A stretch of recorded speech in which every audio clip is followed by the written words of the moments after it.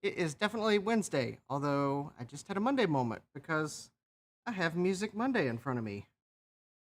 Good evening, fellow classmates on Twitch, and good evening, auditors from YouTube.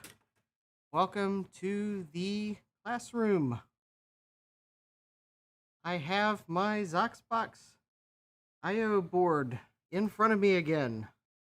I've got the build manual. I have the parts that I already had in a bin. I've got the replacement parts in a box. Although I should probably go ahead and grab the replacement parts I know I need for this step and put them in the bin. I am trying to even make sure you can see a little better what I'll be working on. I even have a cylinder on order for my desk chair so that I can turn it into a counter height chair. So I'll be able to work a little more comfortably. Then I won't feel like I'm so low.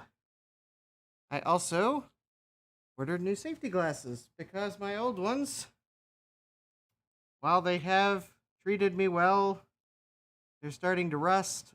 The screw's starting to rust there, and broken safety equipment is usually not a good thing. And plus, they have a slight tint to them, which in my not as greatly lit basement is probably not really the greatest of things. So I went for the nerdy style safety glasses. I will let you know how they work. I am hoping that by the fact that they're not quite as close to my face, they won't fog up quite as bad. Because I have no air conditioning in the basement. That is why if I would move far enough for you to be able to see behind me, you'd see there's a dehumidifier. And in order for the dehumidifier to not run 24/7, 365, I set the humidity at 50%. That is my compromise setting. But that is the only compromise I have today, because as I discovered Sunday, this solder is good solder. I have a good desolder pump, aka a solder sucker. It makes this really cool sound when you press the trigger. I mean, just listen to that. I could probably do an ASMR stream making that noise all evening, and my thumb would hurt. But I don't know why, that's just a satisfying sound. I do need to put a link for that in the description. I will make a note of that. I also have my Hacko tip that I have been using. Oh, maybe I can clean some of it off.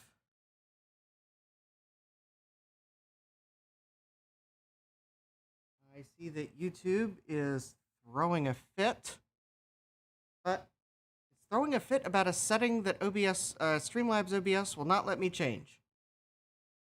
So, well, I guess I'll be putting in a support ticket to Streamlabs OBS later today. I also, if I need to, I did receive my order from Hacko USA.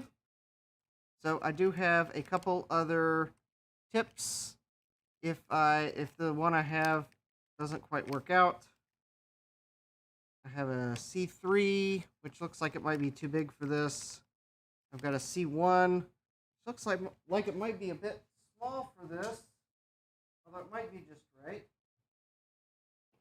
And you'll bear with me one moment. It looks like everything shifted in the box when I carried it downstairs, which probably should not surprise me. I have a D12 tip, which actually that could be an interesting shape. That one might be, I think I'll keep that one on the table in reserve. I have a C2 tip. Oh, Well, maybe the C1 or C2. I'll keep them in reserve as well. C3 is too big for today's project, I believe. And S4, since I'm not doing surface mount, I think S4 is too small. Oh, I also need to set these Raspberry Pi heatsink somewhere where I remember to stick them on my Raspberry Pi cameras. Just to let the processors run a little bit cooler. But that's enough gabbing. Let's fire up the trusty Hakko soldering iron.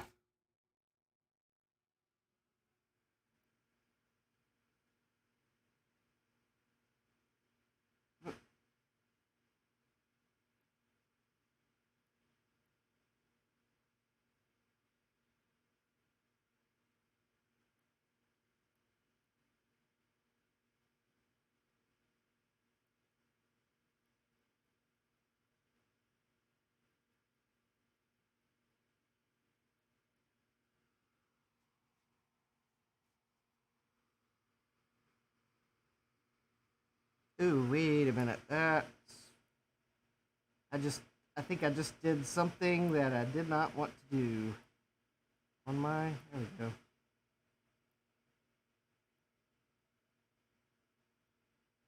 Oh.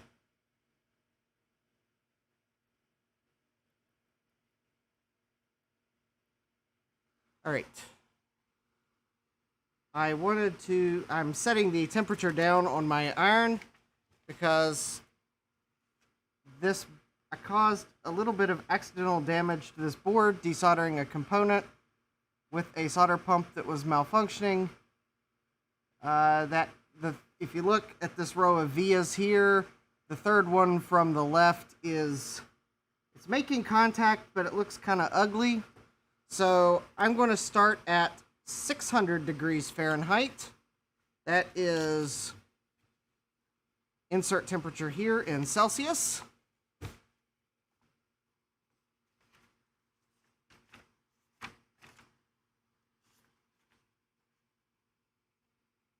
I am going to find the page of the instructions that I left off on, which appears to be this page here. And we are going to start with the diodes. And should I mess up one, I have plenty more. In fact, I could build a massive diode sculpture with these. But instead, I'm going to go get a clip to help hold those into place.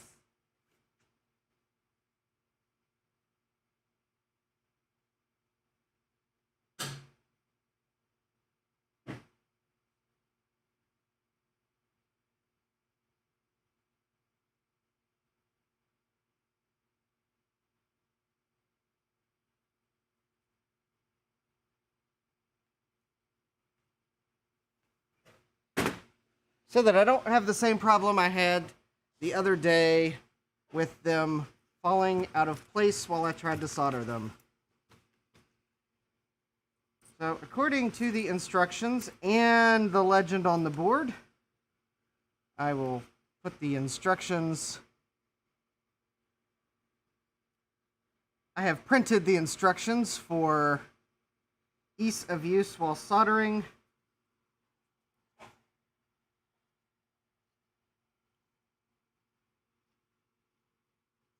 I will recycle the paper when I'm done. The diodes go in as pictured, and that matches how they are labeled on the board. And I am just going to perform my trusty bending method when I don't have a bending jig, and that is to kind of approximate and bend. And hopefully I will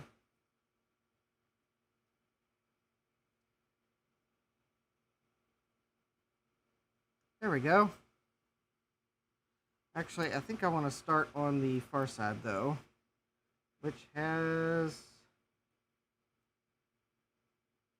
the stripes going the other way. There we go.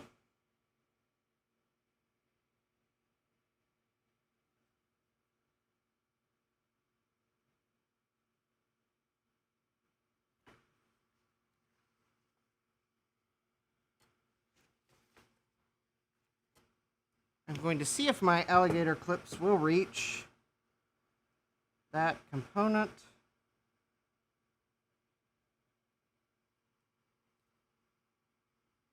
No, not really. All right.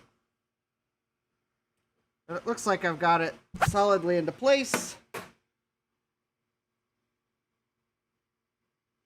So I'm basically what I'm going to do, just to check processes, and so that I'm not trying to keep 4 in place.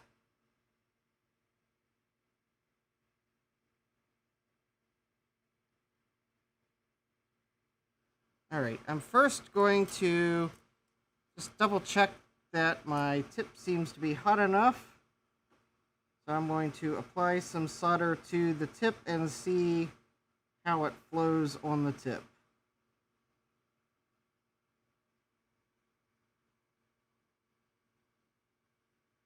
And it kind of bubbled up, so I think that means my tip is something.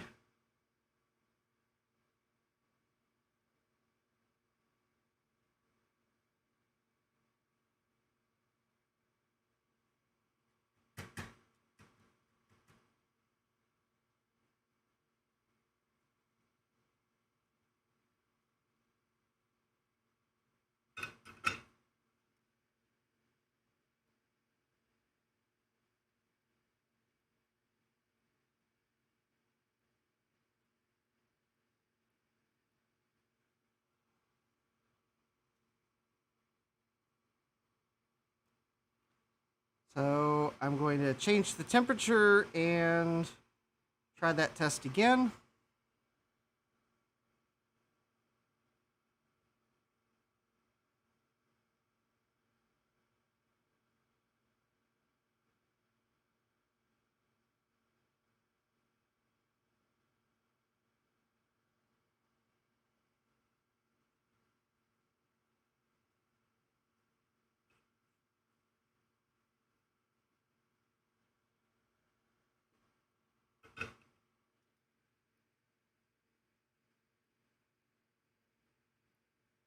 And I'm going to change the temperature again.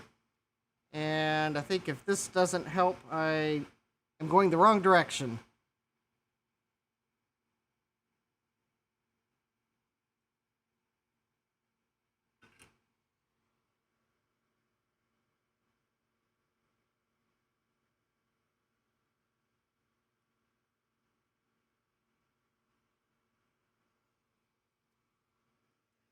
Yeah, I think I'm going the wrong direction, so let me...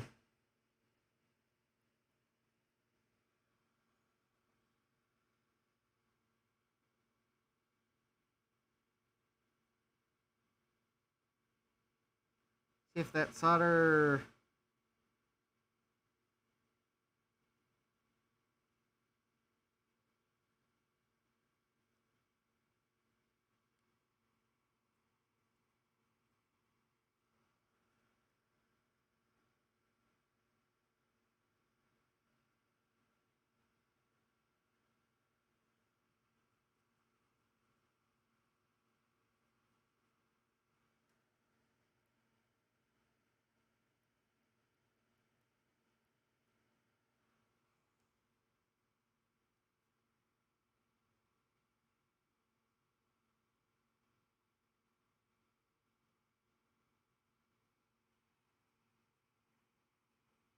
All right.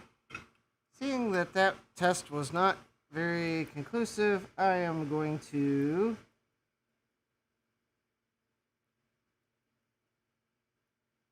go back to the initial temperature I was going to run at and just give it a try. So let me apply some flux, because I want to be extra gentle to these pads, especially these first two diode pads, because that's where I was desoldering with a desolder pump that had other goals in mind. I wanted to desolder, it wanted to destroy.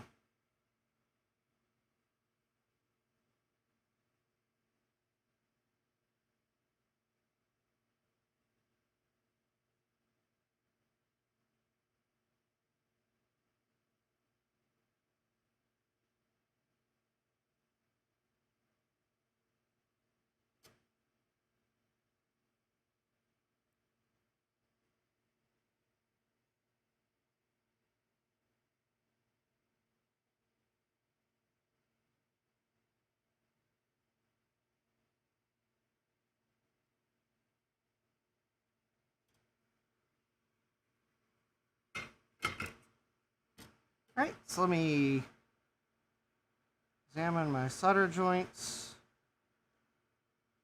They look respectable. This component my diode fell out of place because I wasn't able to. My alligator clip didn't hold it in, wasn't big enough to hold it in place. Let me just kind of.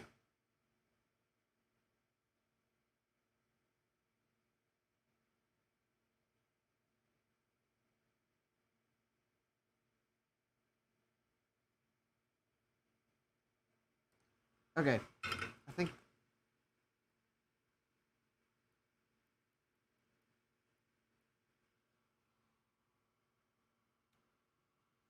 I need to go up in temperature a little because these are acting as a heat sink.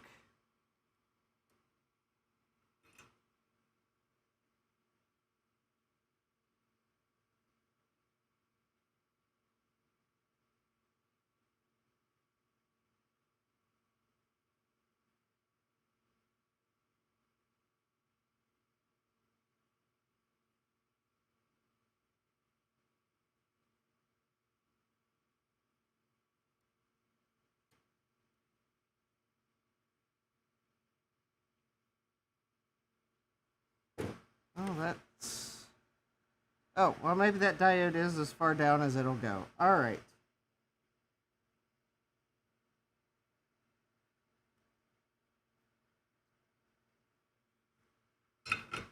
Okay, well, it looks decent. I'll give it a pass.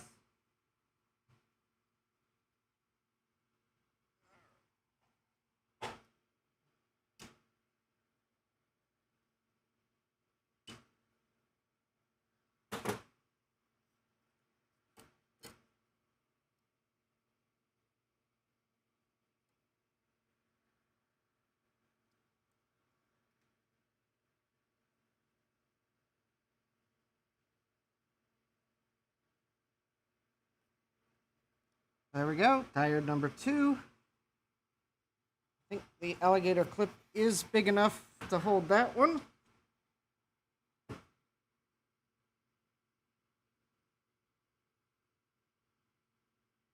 Oh, not really. Okay.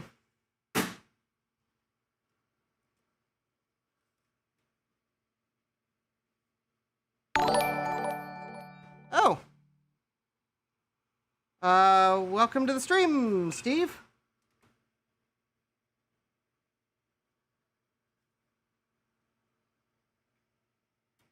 I am trying to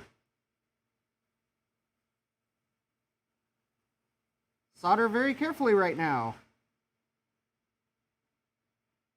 Which I promise is why I did not put my headphones on.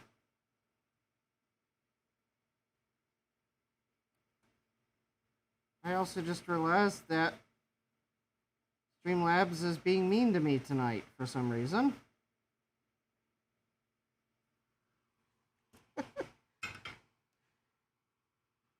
Which just means my... Yes, that animation that just played is not the one I have configured. Oh well, show must go on. I'll fix that later. All right. So I have soldered the first two diodes in place. These two I was trying to be really careful because the pads were slightly boogered due to a failed desolder attempt. And this is actually the point where I just want to double check that I still have continuity where I think I should. Because if I don't, I want to fix it now, not when I put more parts on it that'll make it hard. So there should be... Oh, hold on. All right, if I was looking at that trace correctly...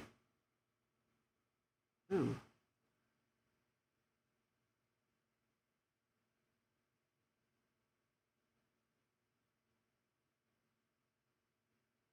All right, so this should be connected to here and here.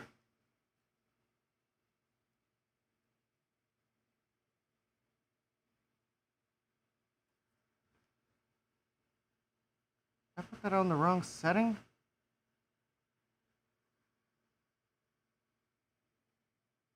Okay. Oh, maybe soldering. Let me see here.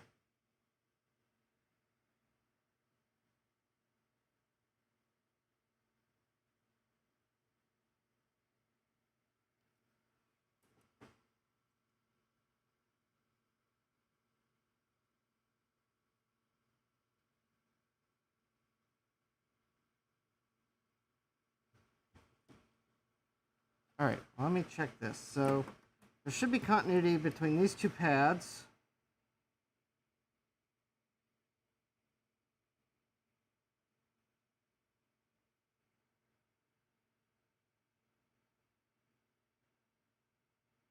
Oh, I might be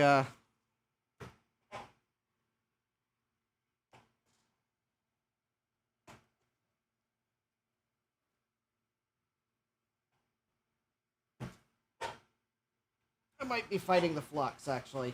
Hold on.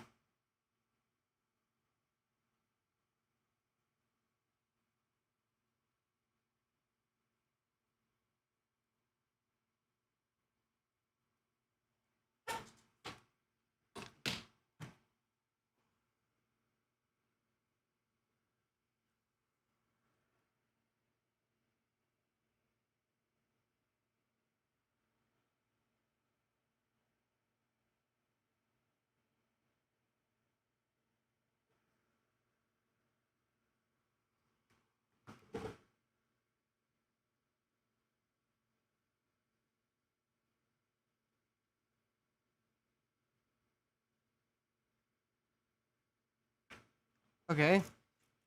Let me see if I have continuity. Okay. When checking continuity, it helps to grab the multimeter probes and not one multimeter probe and your tube of solder. Okay.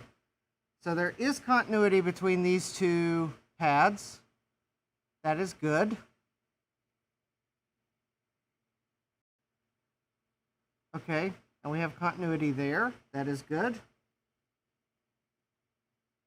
And we should have continuity there.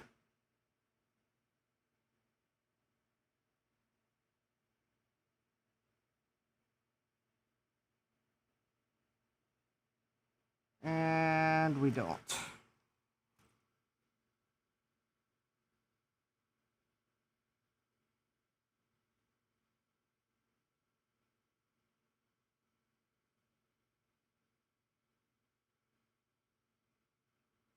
Okay. Let me touch up these solder joints. Because I just kind of looked at them again and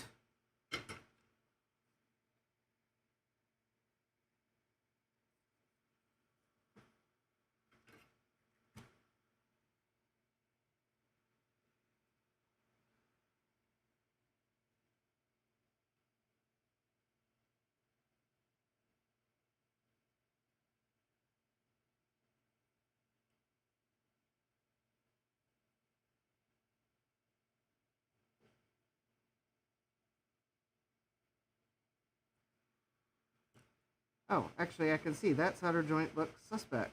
Yes.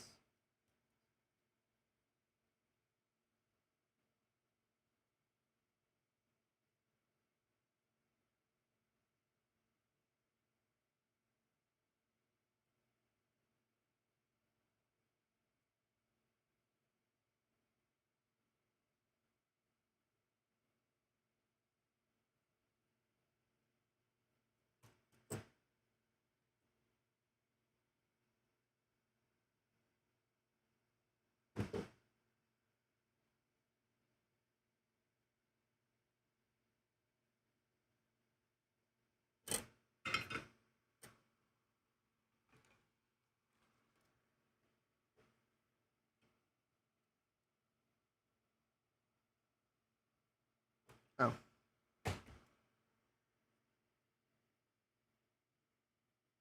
And I'm sure someone in the chat is probably wondering why in the world I don't pull my microscope out. And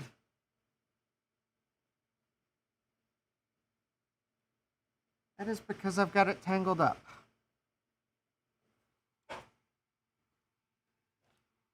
But then someone in the chat might ask me, why in the world do you not pull your other microscope out?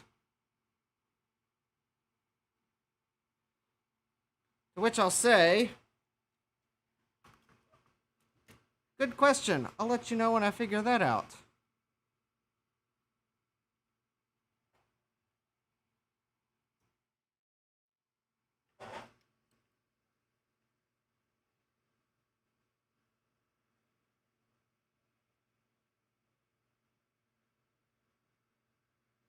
Because yes, my stereo microscope, I unfortunately just realized I got it tangled up in cables.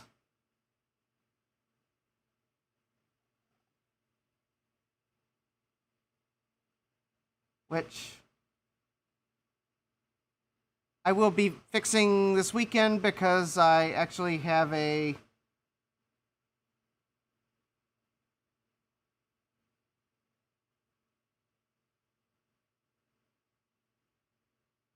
I ordered a headset for down here so that when I'm bent down, you'll probably be able to hear me better. Because this boom microphone I've got here is actually part of what's tangled up in the my stereo microscope. Plus, when I bend my head down, I'm no longer talking into the proper place. All right, that solder joint looks...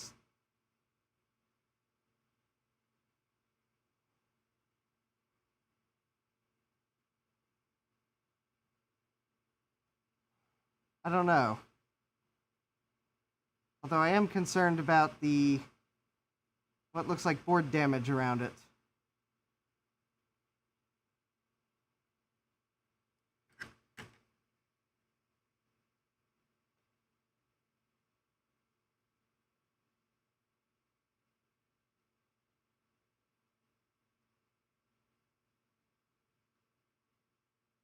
Okay, well there may actually very well be a problem with that via.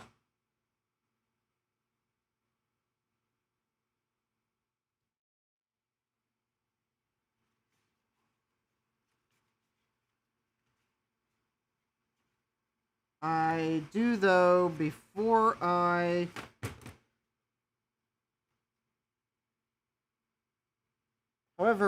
just go gung-ho and solder a bridge there, I want to see if I can find a picture of the board. And yeah, it does look like, well,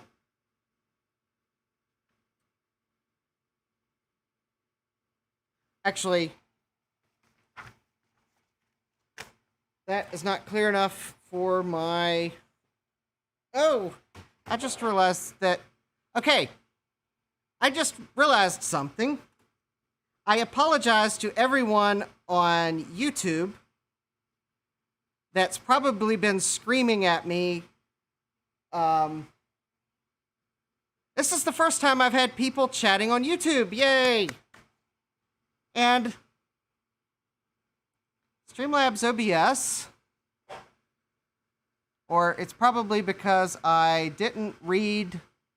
No? Okay. It was not my imagination. Streamlabs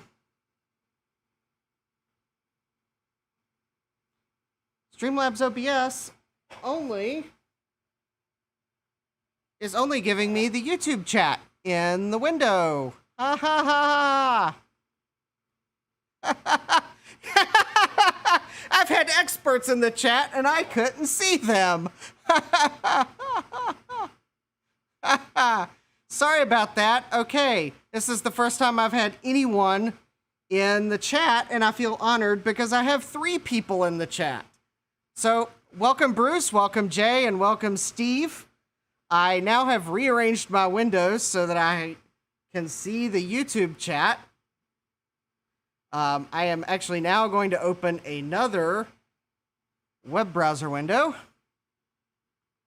I am then going to fight with my trackpad that is slated for replacement as soon as I can figure out what to put down here. I am going to pull up the schematic for what I'm working on, which is an Adafruit zocks box. I am attempting to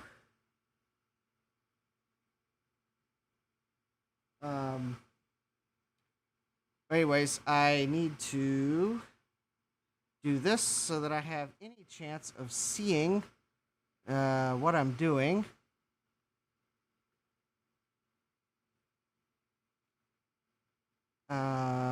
Okay. Oh, no,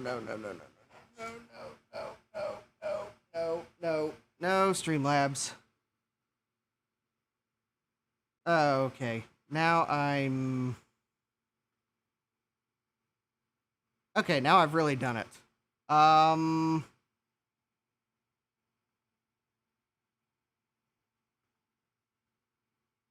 there we go. That is weird, but at least I can not see what I'm doing. Download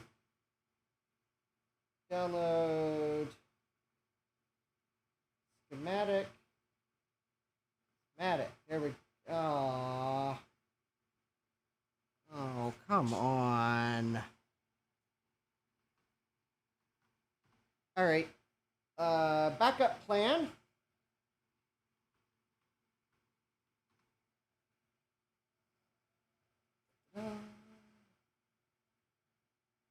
The details. Oh no. And let me guess. She links to her website.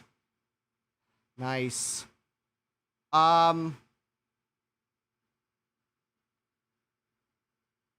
Yeah. Okay. You know those times when the open source project is in a repository that is not available.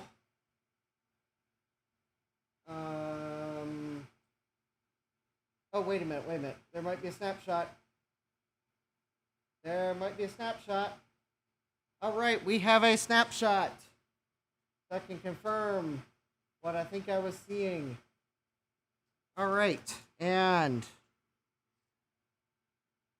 so D41 and D40 should be connected to ground. That is not the ground connection. D42 and D43 are... Yes. Okay. I think there should be a connection there. Confirmed. All right.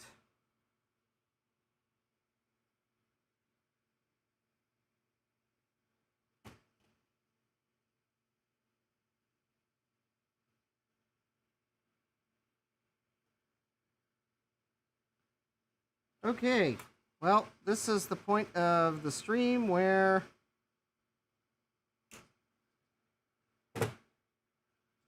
I am going to use a little piece of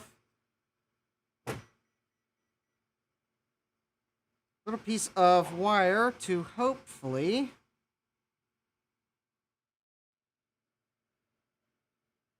mend the break.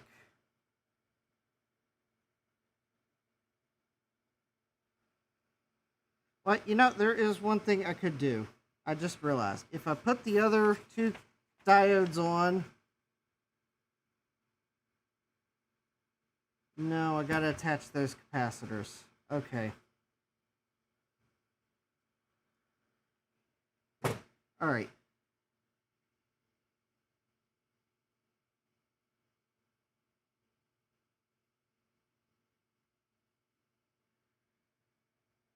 You know, I'm going to fix this a different way.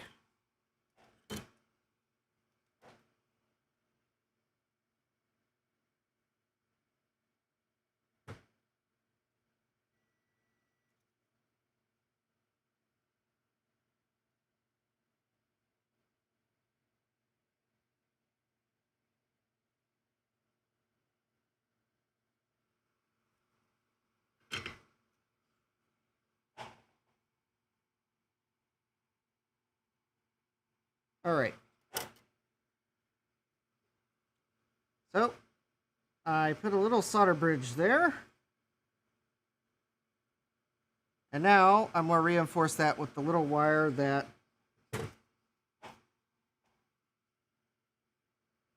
I cut off. And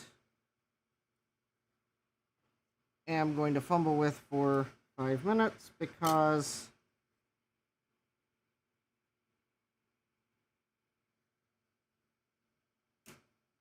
There we go.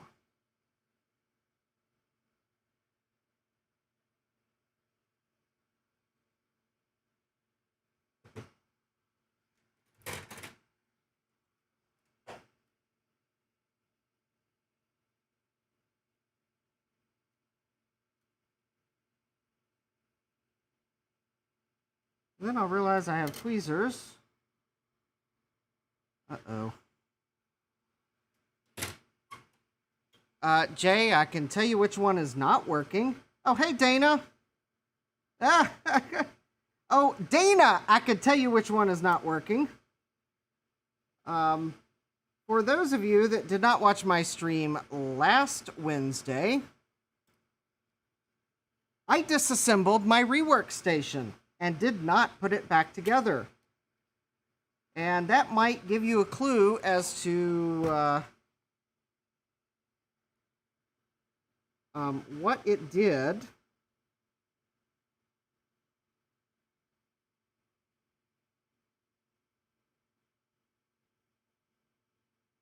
But if I continue to fumble with this board, then I may go get the other board and see if it'll be quicker to fix it.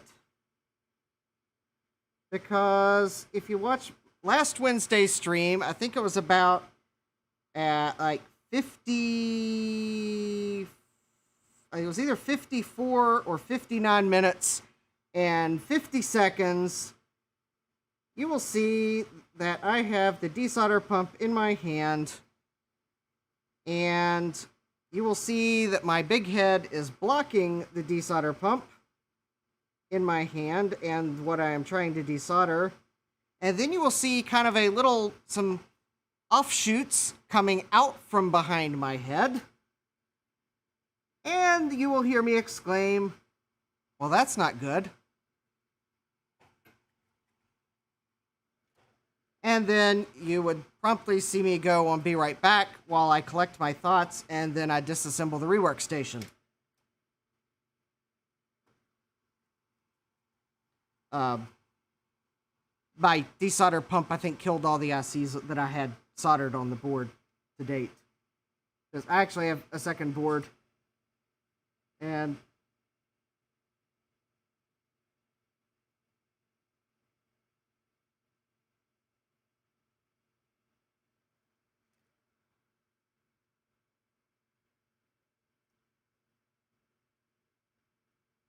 Well, that is quite possibly one of the ugliest repairs yet that I've made, but if it works, then A, I'm going to move on, and B, you'll never see it once this is in the case. Alright, so, do we have continuity here now?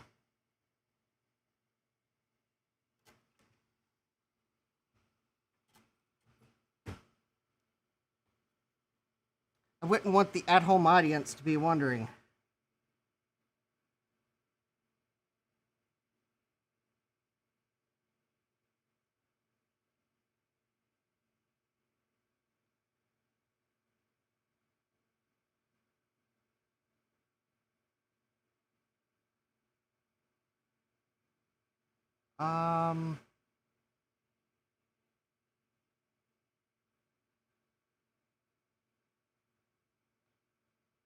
Okay, I think that's fixed.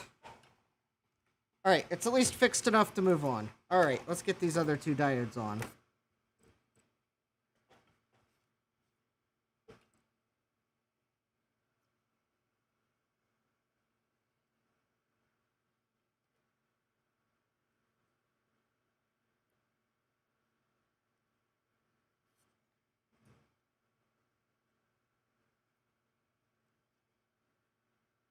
Alright. Yes, I've had a lovely adventure with this board and the other board.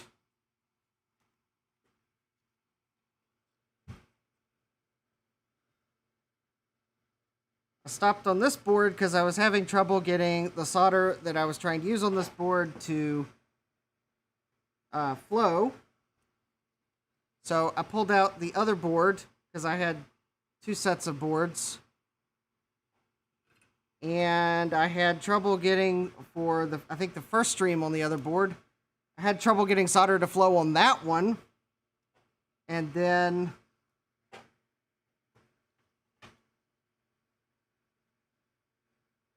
I don't know. Anyways, but the other board culminated with the desolder pump. I don't know what voltage solder and desolder guns usually work at, but it turns out it's not a good voltage for linear regulators. And it might have even fried the caps. I'm not even sure, because I have...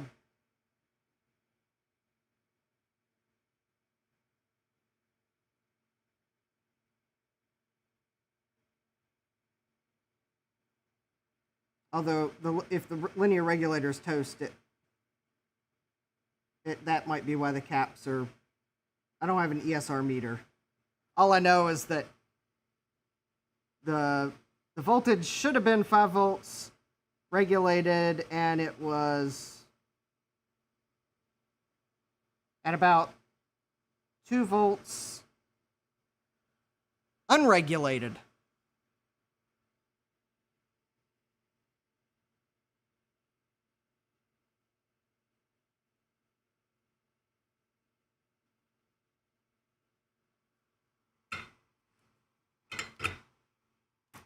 All right.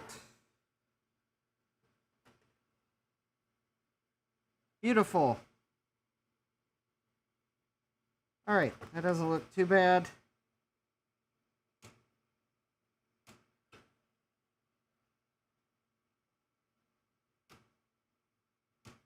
Oh, that's right. Okay, I remember why I pulled out the other board.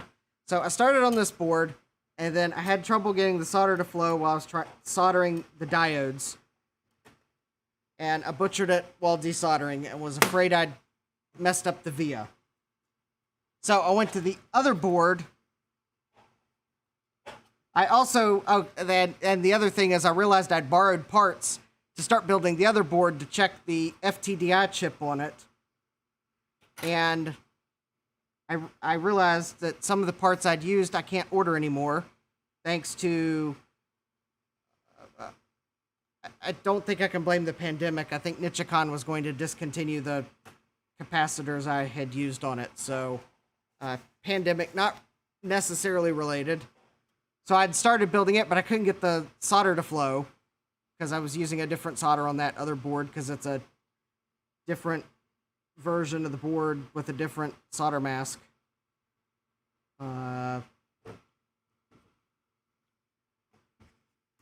But it turns out I had some cheap Hacko clone tips, and I think that was the whole reason I was having trouble getting solder to flow.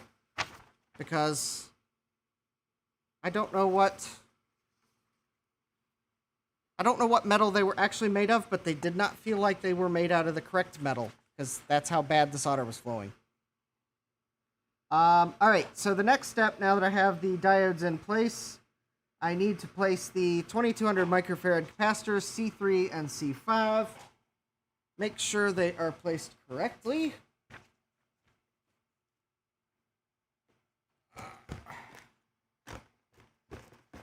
Alright.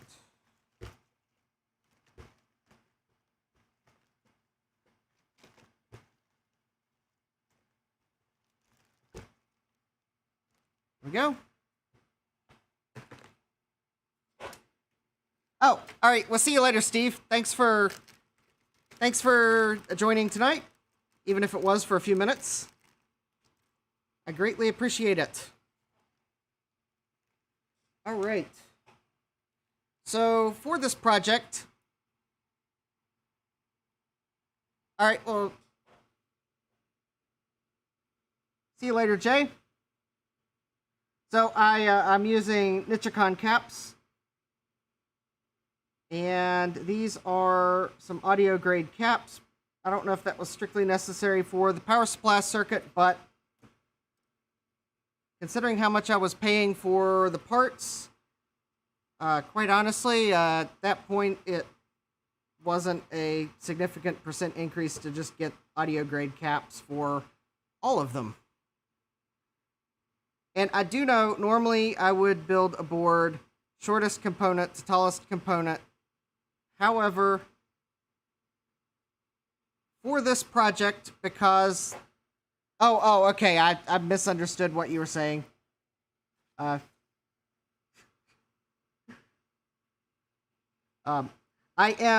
building this project as in the order of the instructions because this is assembled in a way such that you can install a few parts and then do some sort of a test to make sure it's assembled correctly.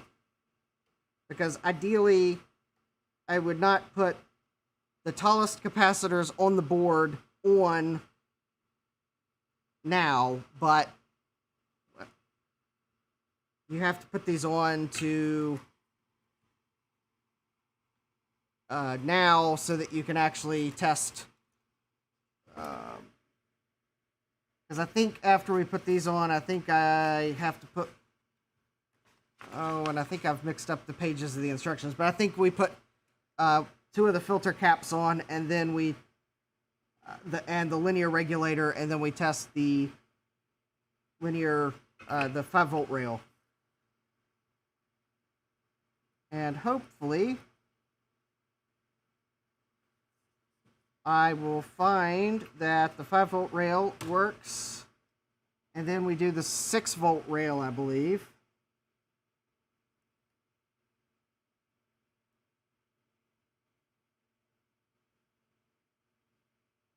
And then I think you do the... let me see here. I'm trying to think. Because there's actually 4 voltage rails.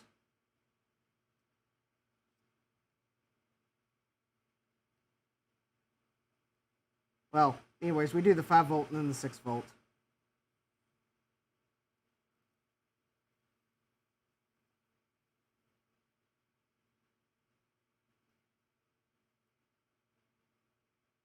Anyways, the other set of boards I had not only did the 5-volt rail, but I also had to put the resistors in place for the USB signals. So, because I wanted to test the FTDI chip.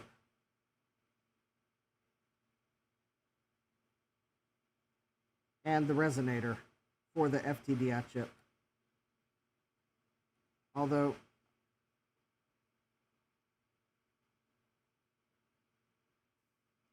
I think technically FTDI recommends a crystal, but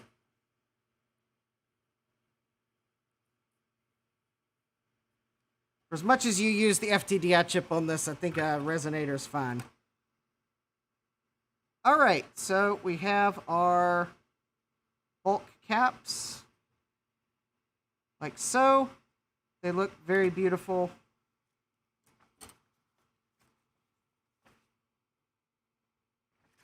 Let's see here.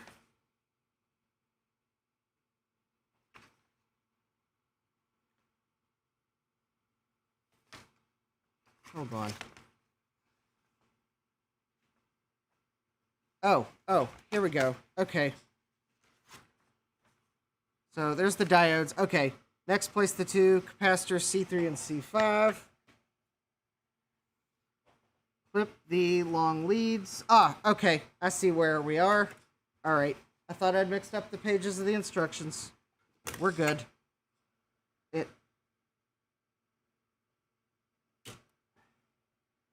It just printed really weird. That's all.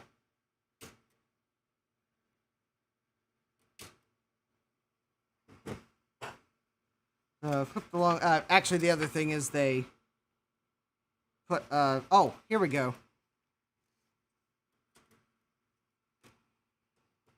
All right, now we can test the AC voltage.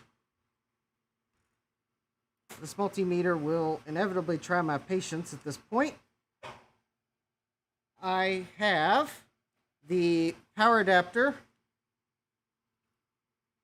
plugged in and entangled. And this is the point where I ask myself, do I feel lucky? Well, do I? This is also the point where I'm just going to double check the pictures on the page that show the capacitors and make sure I've got the negatives, because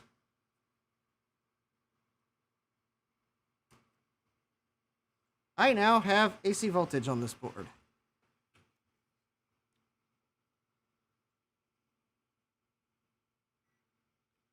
Granted, it's there's no need to worry. It's a 9-volt AC power adapter, so it's 11 volts AC. I wouldn't lick it, but I think it's just a tingly voltage and not a it will hurt you voltage. All right, so across C3 and C5, it should be about 26 volts AC. And this is, I think my multimeter does not like this part.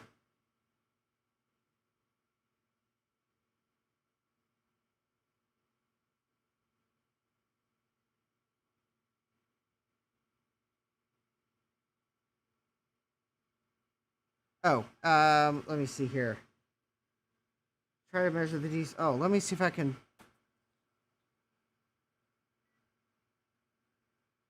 Okay.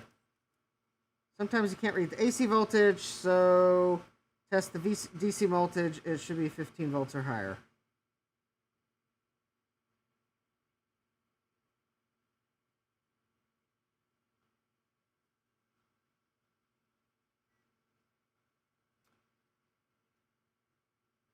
And sometimes you should double check that you actually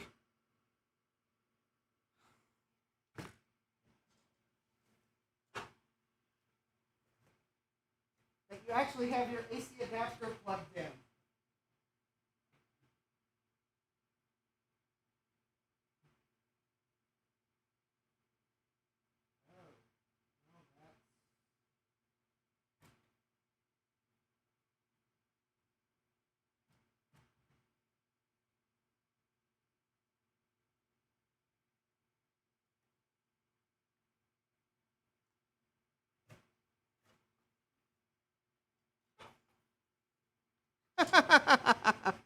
Okay, this might not be funny.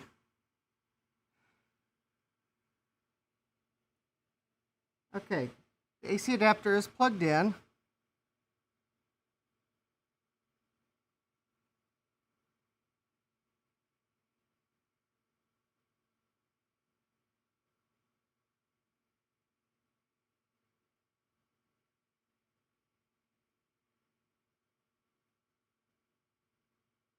Oh.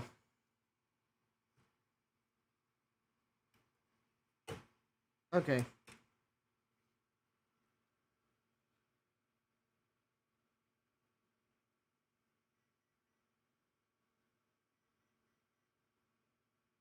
Yeah, you probably don't like that multimeter. Alright, hold on. I think I either have flux interfering with my multimeter again, or my transformer is flaky, or I have a bad solder joint somewhere, or multiple of the above, or all of the above.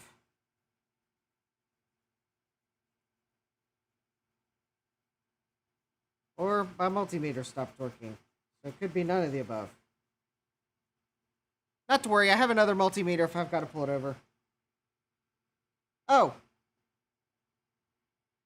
Alright. Oh, Dana, I just saw your message. I'm glad you joined, even though you're at work.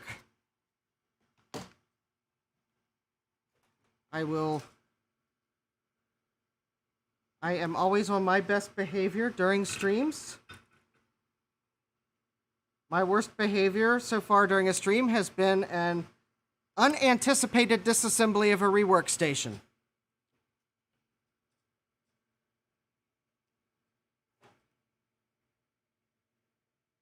The sad part is, it was an expensive, cheap Chinese rework station that had an 80 mega microcontroller in it. So if it wasn't for the fact that something was horribly defective about it, theoretically, you could have made custom firmware for it. Okay, so I have 11.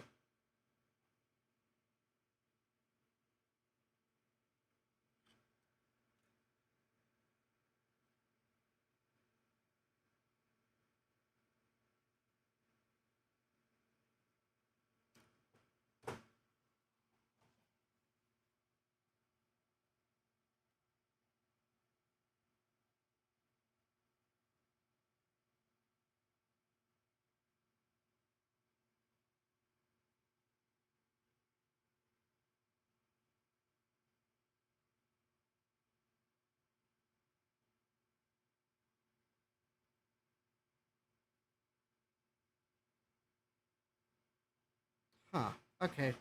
Let me get my microfiber cloth. There's isopropyl alcohol on the board.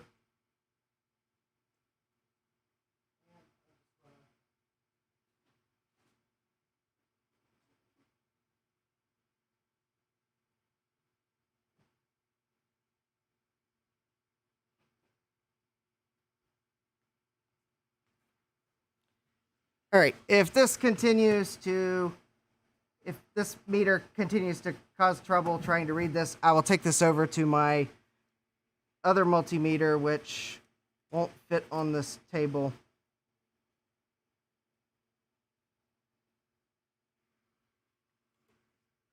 I keep forgetting to order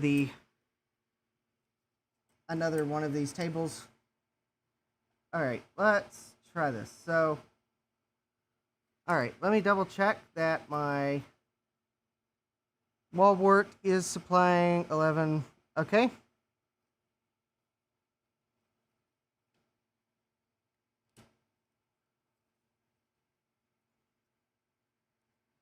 It is quite possible that the solder joint is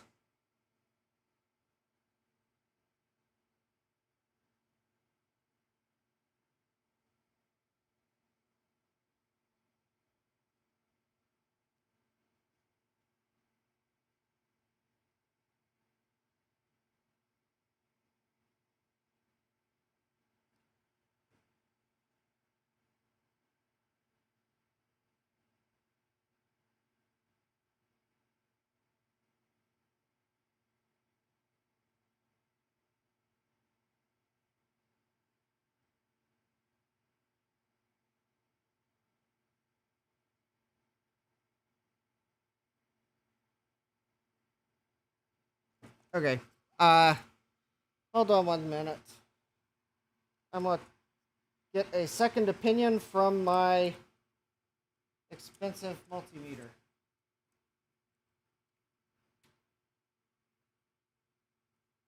Which,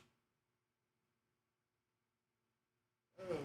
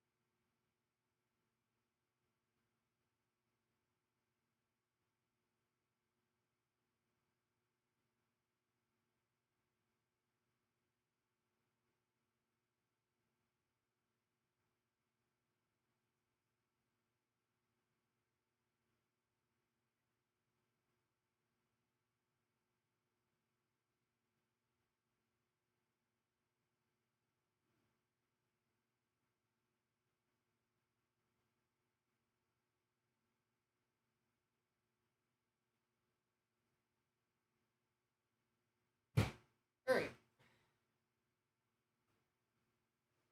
Good news. My, whatever, it's a TTI multimeter confirms that we have the proper voltages. So, yeah. So it did read 11 point something at the AC barrel jack, and it read 15 volts DC across the capacitors. So that does match what I am expecting to see. All right, so I have unplugged the power adapter, which is an important step to do.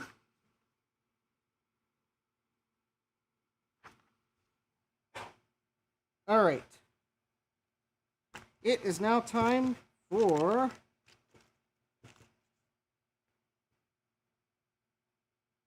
the linear regulator.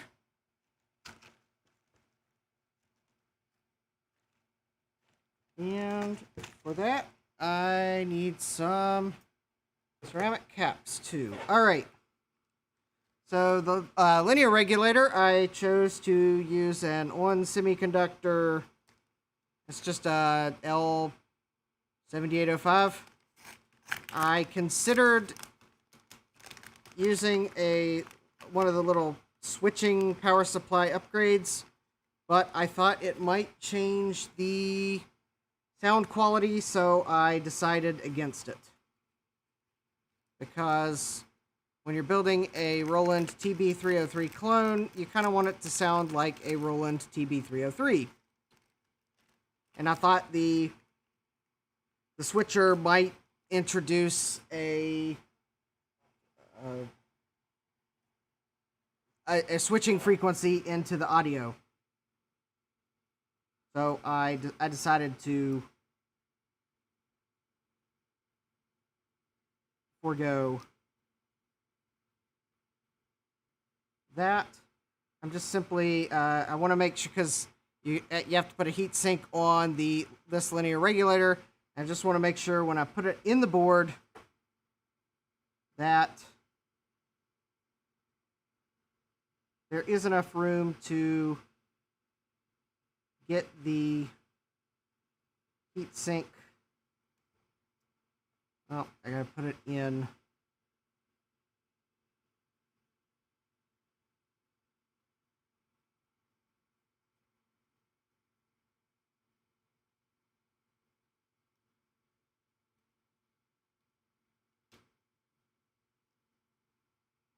Actually, I think I can go a... Oh, all right.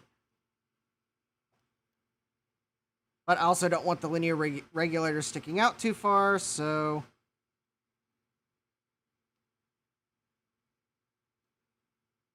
I think right there looks good. So I will... Wait. Yep, I think that placement looks good right about there. Well, actually, no, they have that further on the board. Let's try, there we go. Let's try that.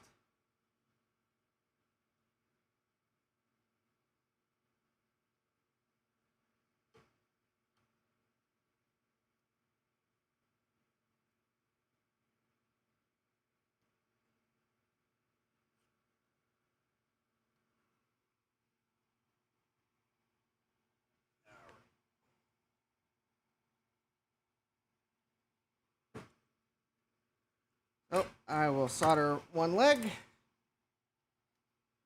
and then get the other two.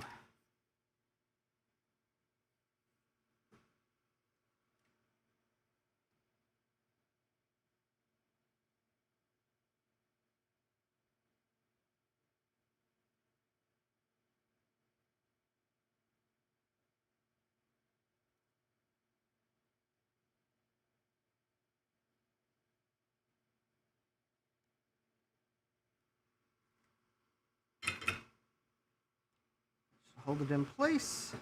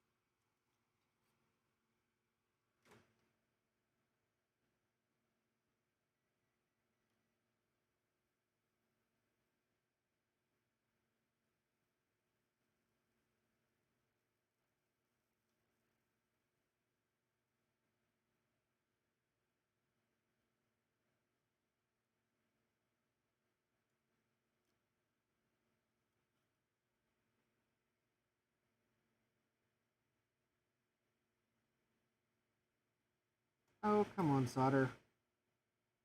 I suspect this is the ground pin, as it is being especially playing hard to solder.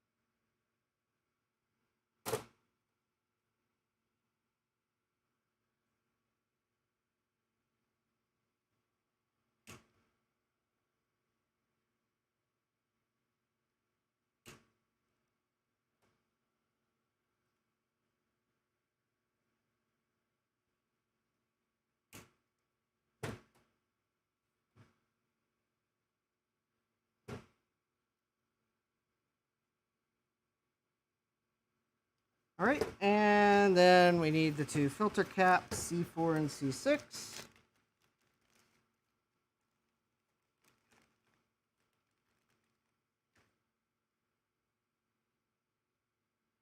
And for these, I don't think there's anything special about these capacitors.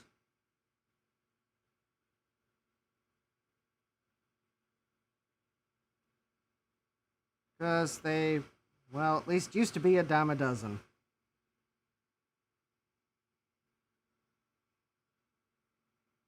Although I do like to insert them so you can still read the marking.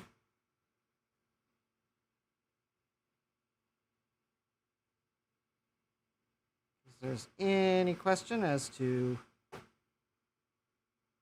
did I put the right ones in?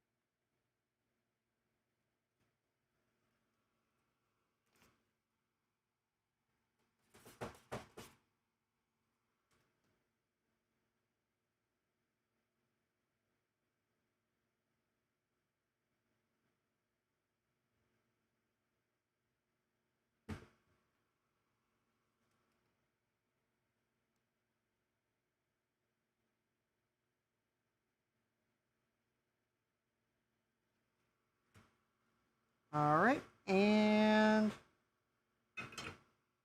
beautiful. All right.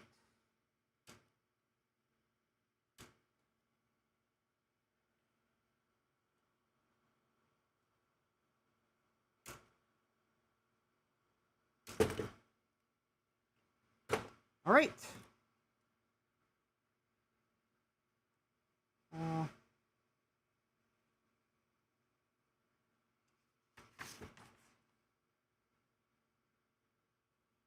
Excellent. Now I can measure plug this back in and measure the DC voltage.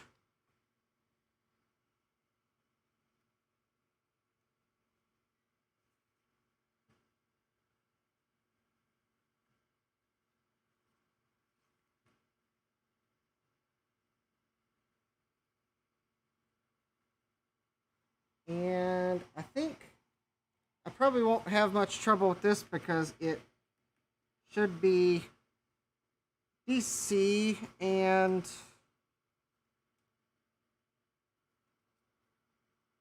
I'm not trying to read across a capacitor.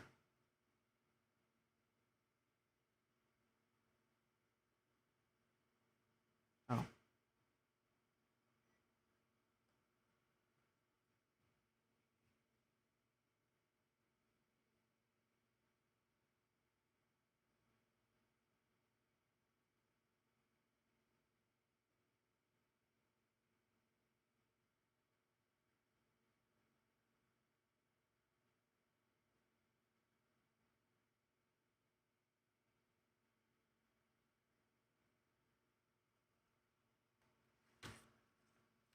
Okay, I'm going to try this a different way.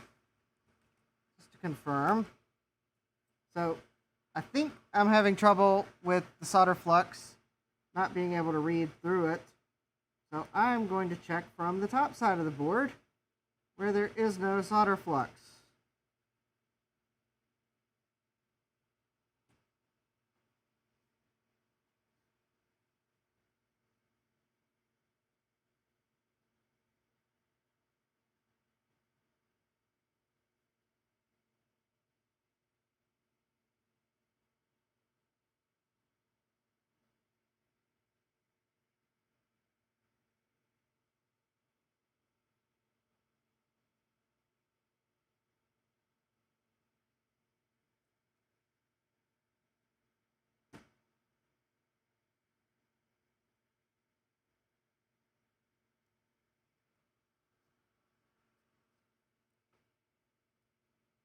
Alright, I'm hoping that my trouble is just the fact that I'm not getting...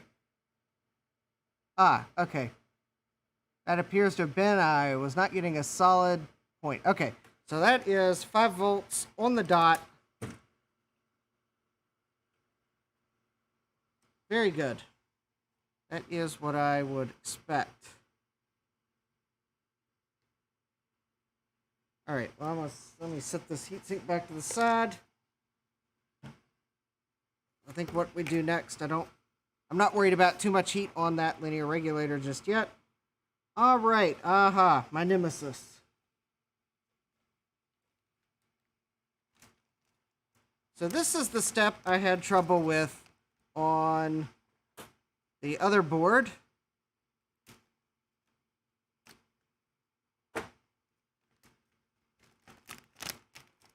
So now we need to place the 6-volt regulator.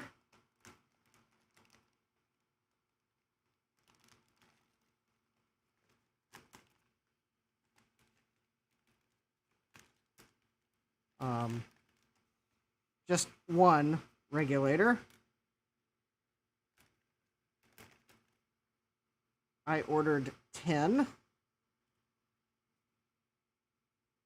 because I did not want to have to place another order for just more linear regulators. Okay, so this one is a LS or an L78L06. And I think it's ST Microelectronics. So I guess if anyone was curious, that's the part. Most of the parts I ordered from Mouser, however, this last order I tried to place, I actually ended up placing 2 orders, one of which was with Mouser and one was with Newark, because of stock issues. I couldn't get everything I needed at the price I wanted to pay at one vendor, so I placed 2 orders.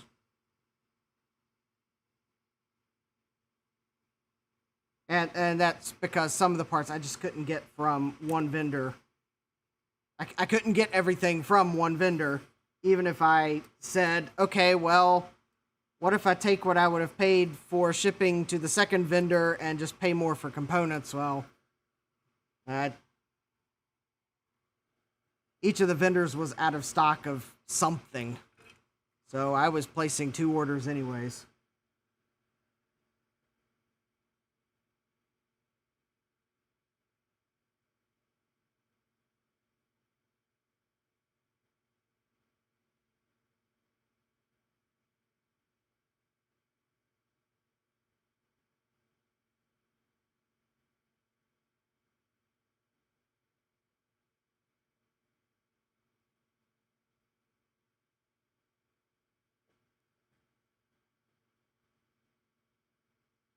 I'm trying not to get too much solder in these holes, because that's the problem that I had with the other board, which is probably why I realize I'm off stream, but kind of...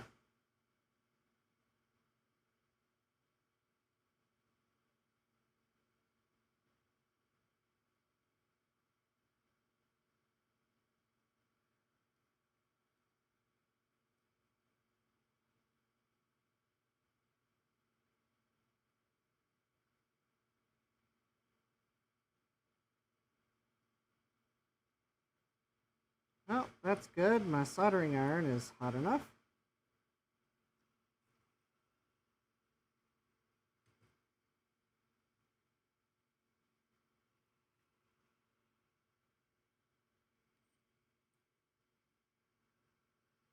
Well, okay. I guess at least this time I have the opposite problem, which is okay. Not enough. It doesn't look like I've got enough solder here, but that's a lot easier to fix than so much solder that it causes a short on the other side of the board.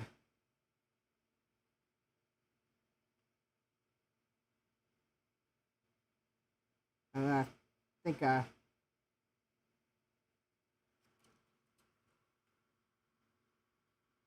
we go. Well, that looks there. Yeah, if you watch, oh, I gotta make an edit to the one stream where I messed soldering this board up, because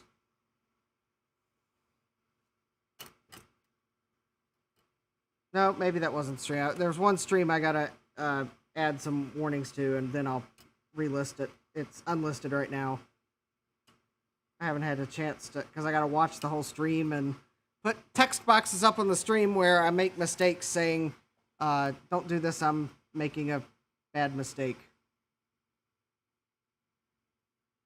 Or if you do this, you were just warned that I did it wrong.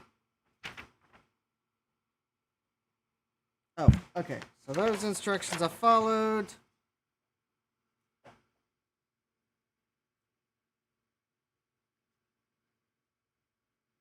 Oh, and oh no, I did not follow them. Linear regulator. Oh, and C1 and C2. Okay. So we need 2 more ceramic caps.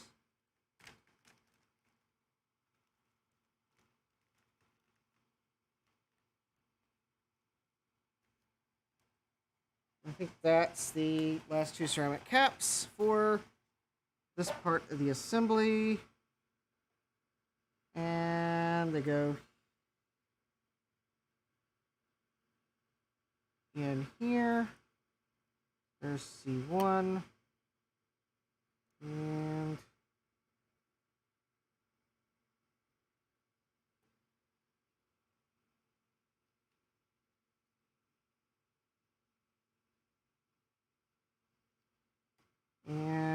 C2. I'll show you where they are in a moment, in case anyone's curious. They're kind of tucked away. So those 2 filter caps are these 2 right here, between the 6-volt linear regulator and the bridge diodes.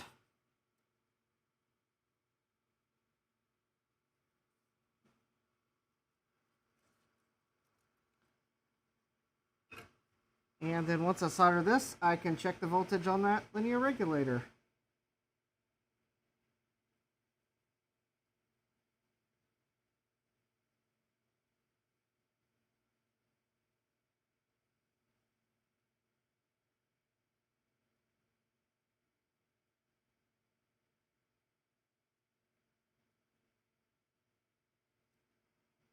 Oh, if I can...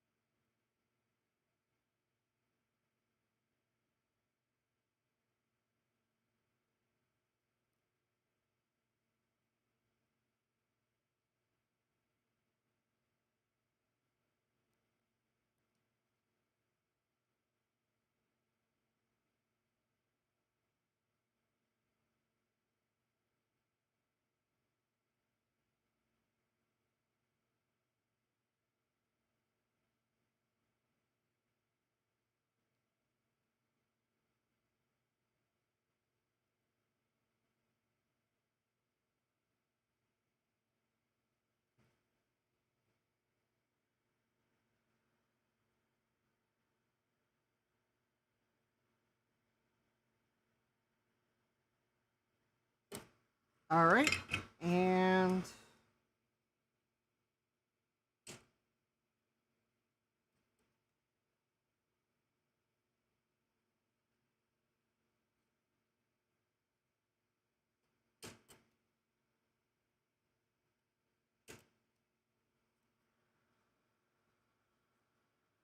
Oh, well, that's slightly annoying.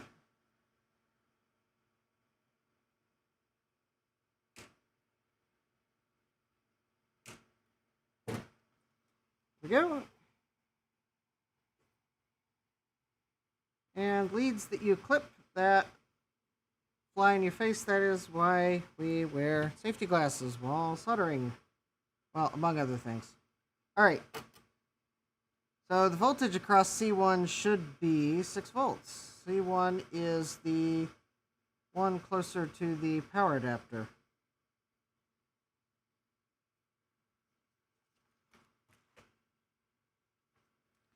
But I've had trouble measuring across... Oh.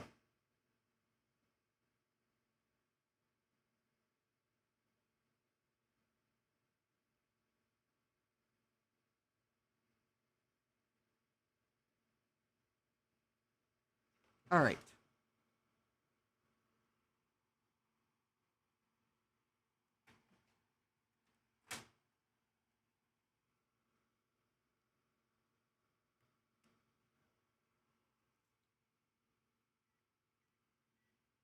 Alright, so let's give this a shot. I think I figured out what my problem with this meter is.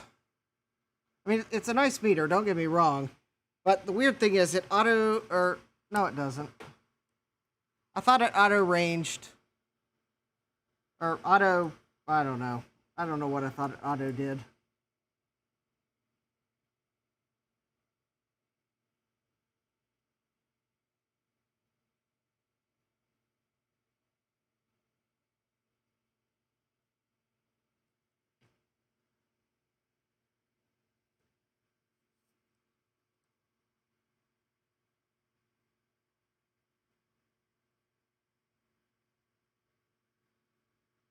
Oh. Let's try that.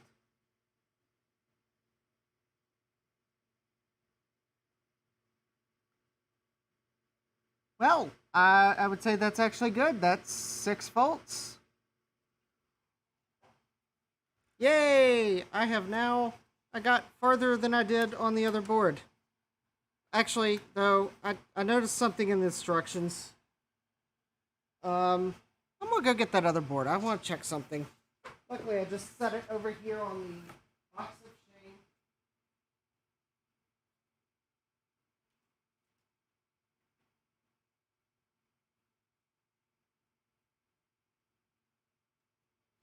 I set it on the box of shame beside the other board that went wrong last week. Yeah, this was one of the boards that went wrong last week. I have new PCBs on order, so we'll be restarting this project from a new PCB because I burned a hole through the board. So I've looked at it under a microscope and I see copper, but I think it's the copper pad on the other side of the board. Yeah. But that's why that was over on the box of shame. But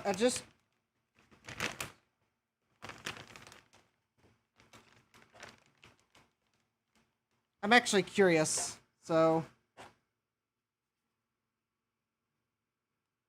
Okay, for some reason I got the impression I'd forgot to put the filter caps on, and maybe that's why I wasn't reading proper voltages. Yeah, let's just say that when the solder's not flowing and you get this brilliant idea to increase the soldering iron temperature, going up in small steps is good. Going up in 100-degree increments is totally not recommended. I'll let you decide which one I may have actually done. I just wanted to see something here. This is the board that I thought I'd fried all the ICs. While I had things out, I just wanted to I thought I had forgotten to put the... I got this brilliant idea. I forgot to put the filter caps on, which maybe was affecting the measurement. But I just want to... Oh.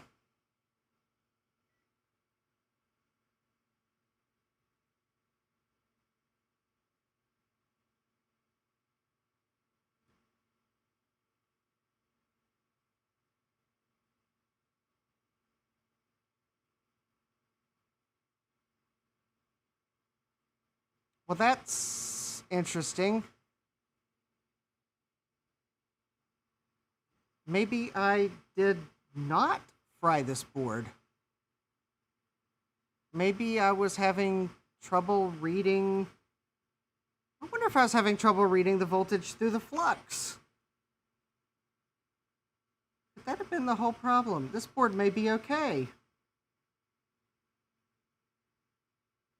Okay, well, I'm not working on it tonight, but that gives me a glimmer of hope that maybe I did not destroy it. And while I don't have enough parts to put 2 Zocks boxes together, especially now that it's even harder to find some of the parts, that actually gives me hope that I didn't destroy that board, and maybe I'll do what I was originally going to do with it, and that was sell it to someone who was willing to try to find the even harder to find parts now. That also lets me know that since that linear regulator is outputting 5 volts, this FTDI chip is powered by that linear regulator and not the USB port. So actually that also tells me that I can actually check to see if I did damage, because that's probably the main thing I would, when I blew the linear, or thought I blew the linear regulator, I thought I'd blown all the ICs, but maybe I was having trouble reading voltages through flux the whole time.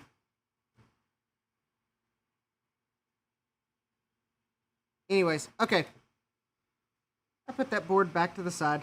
Yes, I do agree. Yeah, yes, I now know to not jump the temperature too fast. Oh. Oh, fun. Okay. Now we get to the step where I guess Lady Ada got tired of writing steps that just had one component in it, because now we get to place a whole bunch of components.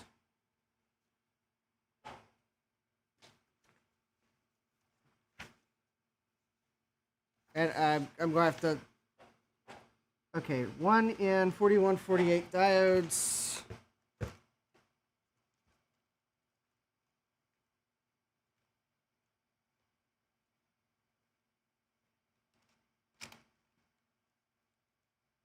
I just have to... I mean, of course, the part you're looking for is always at the bottom. Oh, there we go. Okay. So there's the diodes. We're looking for a 2K trim pot.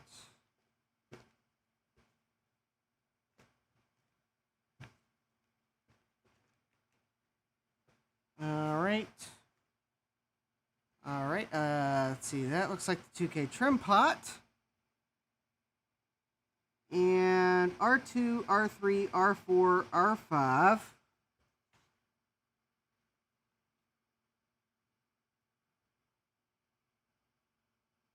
So R2 is a 1K resistor.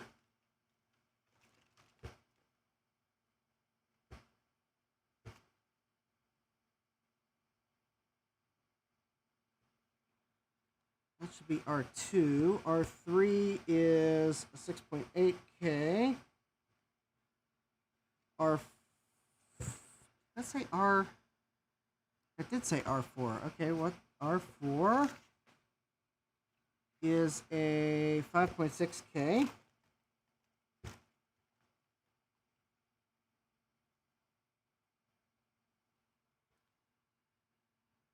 And R5 is a 2.4K.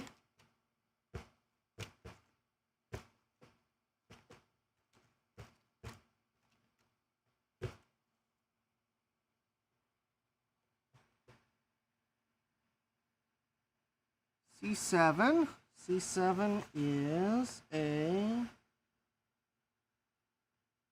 100 microfarad 25 volt.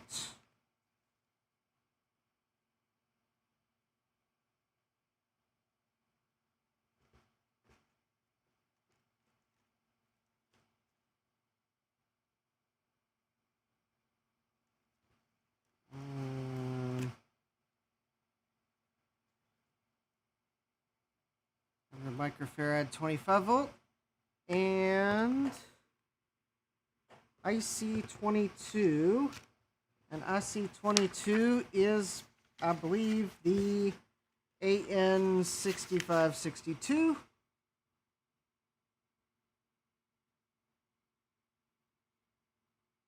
No, it is not.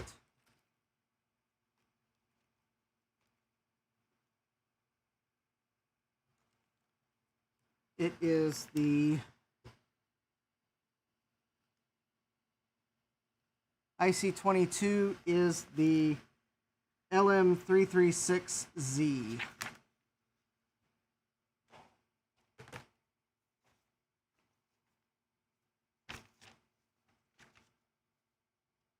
All right.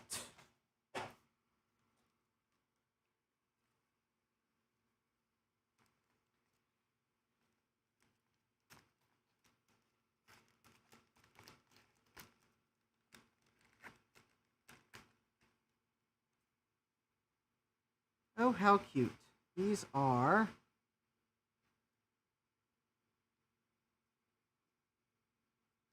the cutest little glass diodes. Oh, look at those.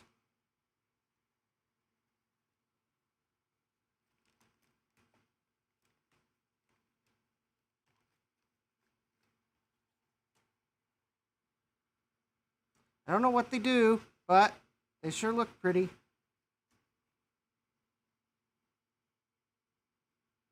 D44, D45, D46, and... okay. So it's these 4 diodes here. And we just need to make sure the stripes line up.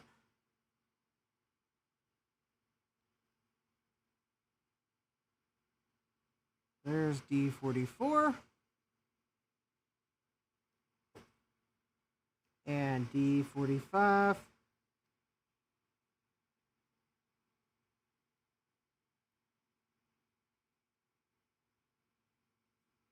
D46.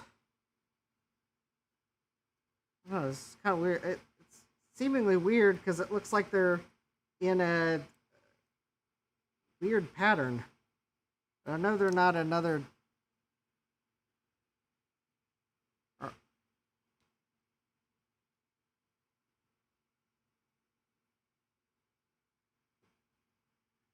I wonder if these are... The way these are on the board, they almost look like they're another diode bridge, but that seems weird. Glancing over at the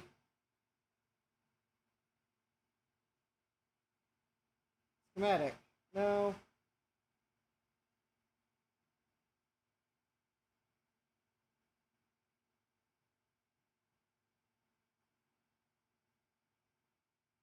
Oh, that's okay. I think I see what they're doing.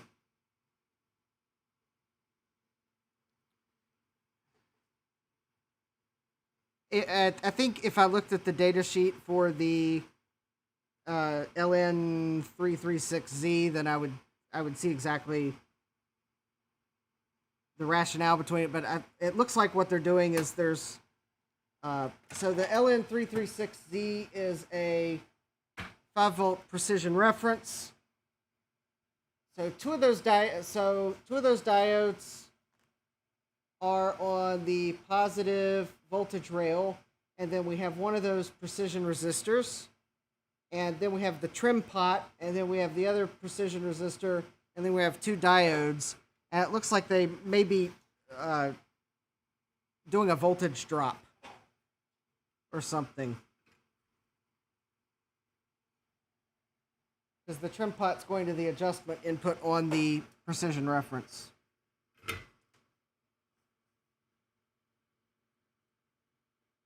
I'll just trust that when Roland designed the TB-303, they knew what they were doing, and Lady Ada copied their design.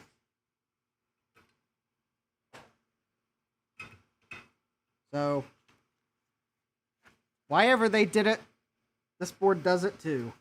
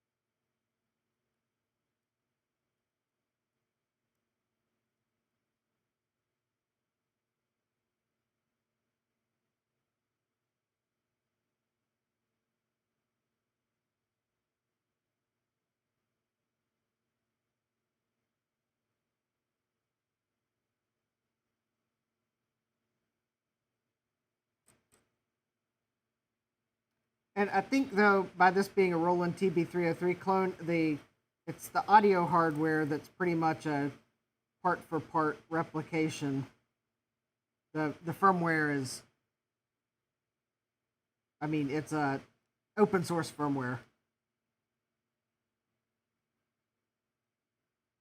So, it's not an exact copy of the Roland TB-303, but the audio hardware is a clone.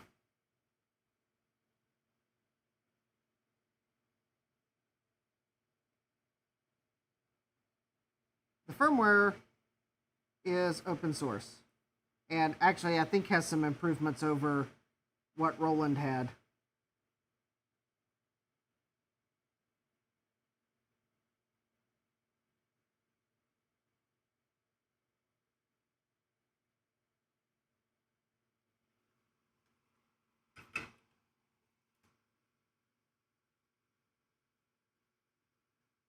Ah, all right, beautiful. All right, those look good. I keep misplacing my clippers.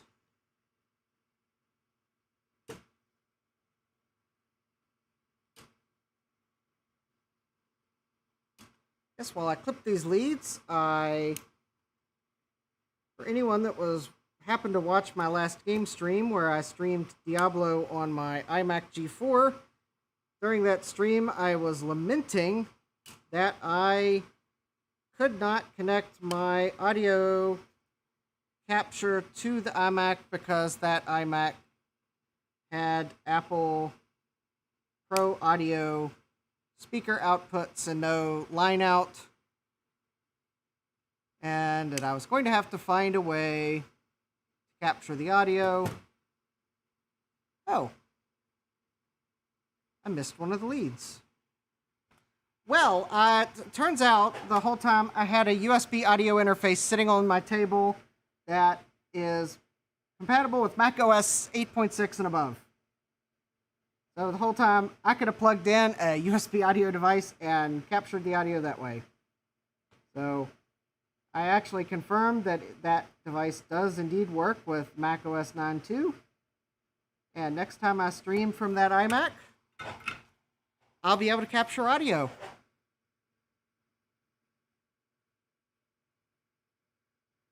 My Power Mac G4, I didn't have the same problem because it actually does have a proper line out along with the Apple Pro speaker output. So, yay for Pro, I guess. Okay, so there's the diodes. 2K trim pot.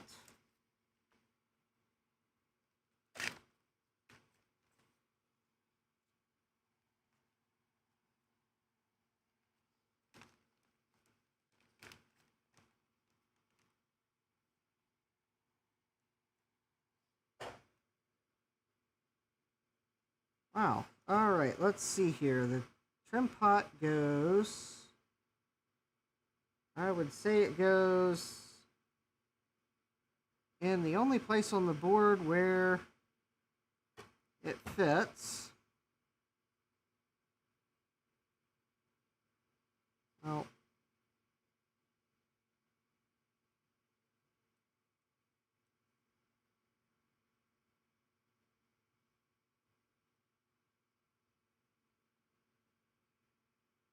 Bend the lead over. There's another lead over. And there we go.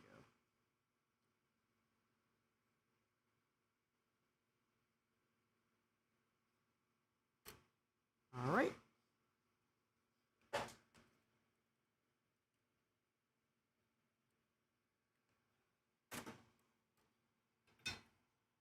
Just use my flux pen because I don't want to risk getting too much flux.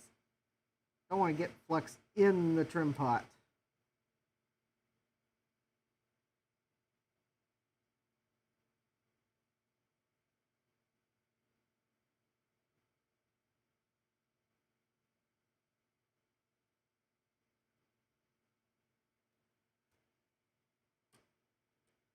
All right.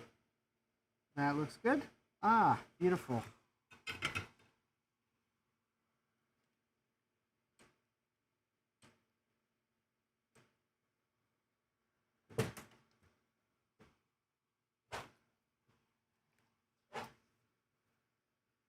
Let's see, trim pot. Let's see, R2. R2 is the 1K resistor.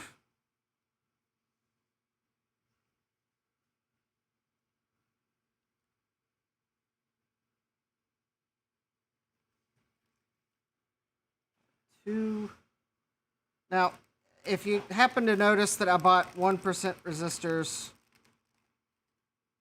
well,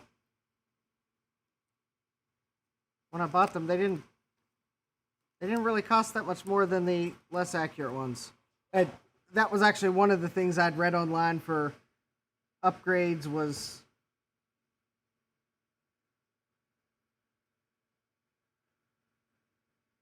because wasn't quite going for complete accurate clone if there was a reasonable upgrade or like sound improvement opportunity that didn't deviate too far from the original. So, although I decided not to put a switching one of those like LM7805 switching replacements because I was afraid the switcher the board would pick up high frequency noise. I didn't see anything wrong with more accurate resistors because is it working yet? I managed to successfully solder the 6-volt linear regulator in place. So the 6-volt rail works. And I'm actually a few resistors away from testing there's a 5-volt reference source, which I think is part of I'll have to read. I think it's one of the it's generating one of the odd voltage rails. Yes,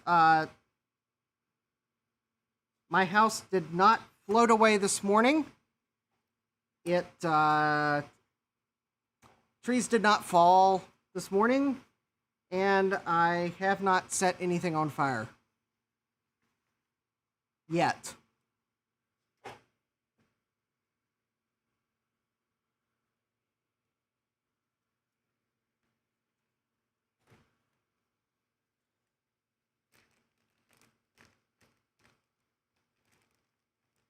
But I'm not sure if you can tell, Bruce, but I am certainly in a better mood at this point in the assembly, and I have not done any random disassemblies of tools on my workbench in retribution. So, all right, this is R3. It's a 6.8K resistor. R3 is right here.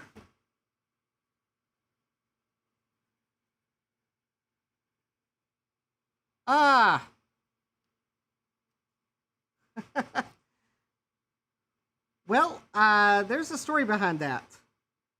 So when I first registered the domain, that stood for Justin D. Morgan Computer Services. And now it stands for multiple things. So I'm not ready to reveal some of the other titles that I'll start giving various YouTube shows. But I'll give you a hint that classically schooled. Notice what letters that starts with. Just saying. But it originally was Justin D. Morgan Computer Services because I was in high school and I was working on a project and I needed to. It was actually it was for an environmental sciences class, and I was doing a website for our project forum, and I needed to actually make the website go live. Or at least, well, I mean, I'm sure if it wasn't live and I had it on computer, it would have probably been fine. But I wanted it to go live because I wanted it to be usable. But it was actually a website that I had compiled all the information on where to recycle various products in Roanoke. And I wanted to make the website go live. I was eventually going to transition it to one of the environmental nonprofits in the area, but until that happened, I wanted it online. And so I realized when I needed web hosting that it was domain hosting. But yeah, I guess I could have put it on GeoCities or something like that. But so I'm sitting there in class at a Macintosh 2CI or 2CX. I don't remember which one it was. One of the two. The school had both, and quite honestly, for a lot of what we did, you couldn't tell the difference. And I was trying to think of a domain name, and it hit me, Justin D. Morgan Computer Services, so jdmcs.com, and the rest is history. But yeah, that's my current logo. I do need to tweak it slightly. I realized when you shrink it further, the JDM part is small, but hey. I'm waiting for I've got some music that I filed a copyright on, and I'm waiting for the Copyright Office to process my filing. And then I will probably reveal the second of the names. 2.4K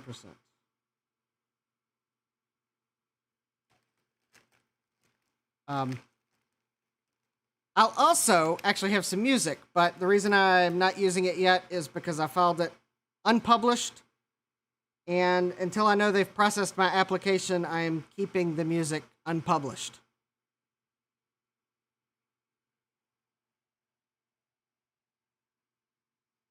Because the Copyright Office's website does not tell you how long it has to stay unpublished for.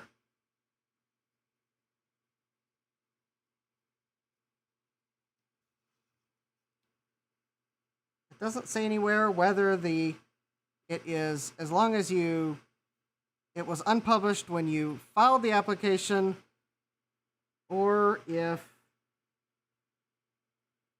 you have to wait until it's processed. So I'm going on the safe side.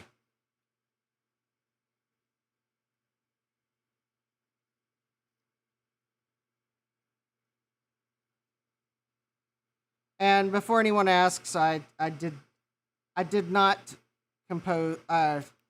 It was a work for hire. I'm not a composer.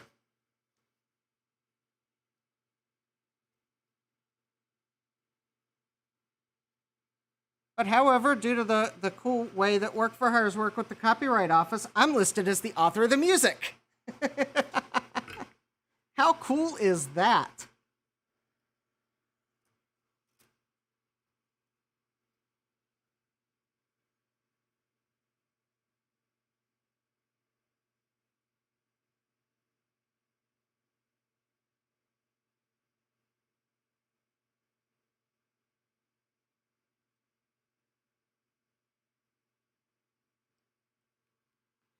And actually, a fun fact, I was actually going to try to register the Twitch username JDMCS, but wouldn't you know that Twitch requires more than 5 letters in a username. So, but I'd already thought of Classically Schooled. I just put 2 and 2 together and decided to make that my Twitch username. Let's see, R5 is, oops.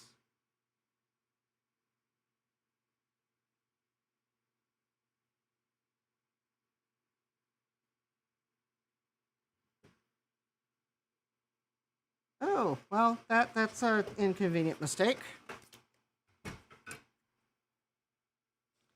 R2, R3, R4. That was not R4. Well, I get to try my solder sucker that makes the really cool sound when you pull the trigger.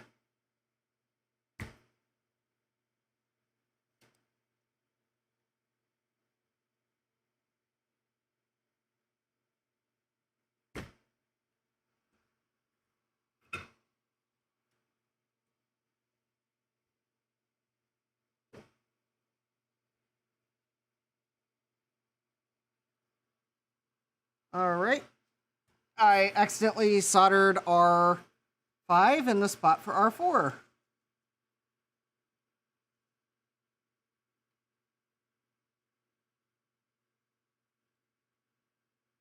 And only discovered my mistake after I clipped the leads.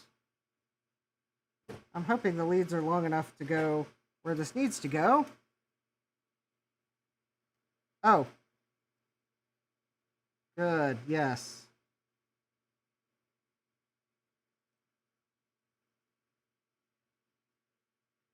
We're good.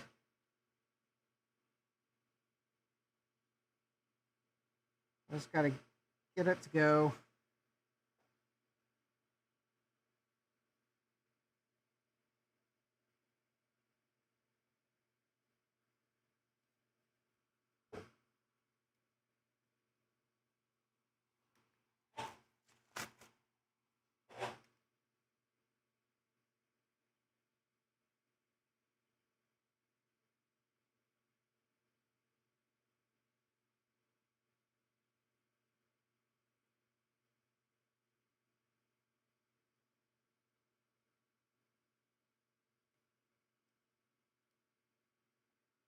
There we go. Crisis averted.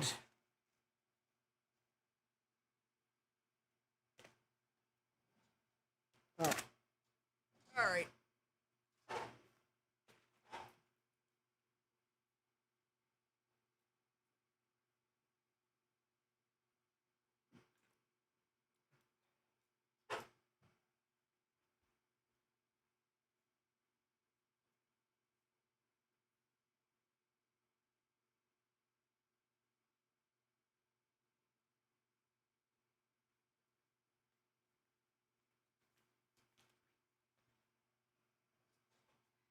Yeah, I don't know why I got the parts mixed up because the list of parts goes R1, R2, R179, R178, R3, R5, R4. And my brain went R1, R2, skip 2 parts, R3, R4.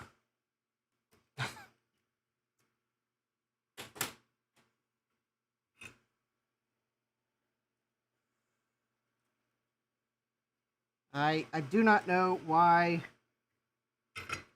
the parts are out of order, but it tricked me.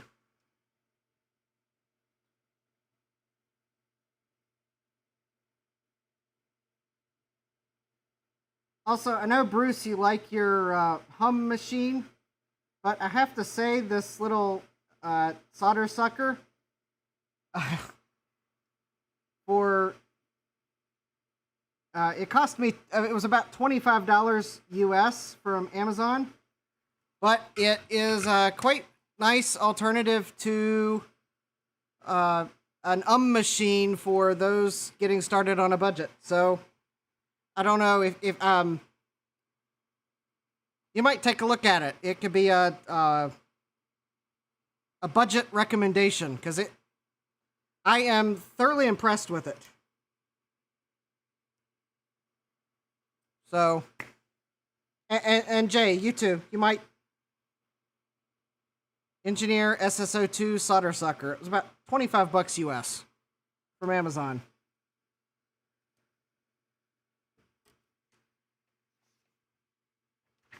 R4 is the 5.6K. Yes. There we go. That's R4. Certainly at $25 was much easier on my wallet than a new rework station. Because at the moment, I'm streaming with what I have. You sir need a Bruceinator. Yeah, I need a smash that like button video. Because quite honestly, I'm going to have to make one. As soon as I get microphones sorted out. And I can figure out how to bassify my voice. I also will take this moment while I am fiddling with resistors to mention that I do have a Buy Me a Coffee, and the only reason I'm randomly mentioning this now is because I just remembered they sent me an email and said that if you mention it in your next stream and then send us a clip, they'll do something. So I have a link in the description. I do drink a lot of coffee. When I find it in stock, that is.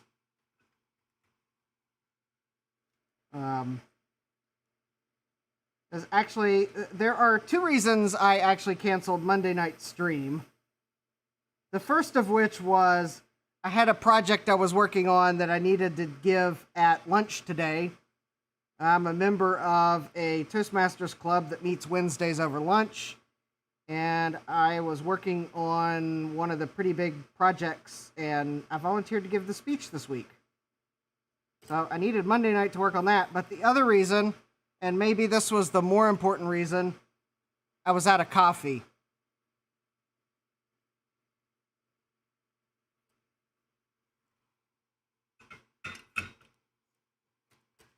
And I ended up going to 3 grocery stores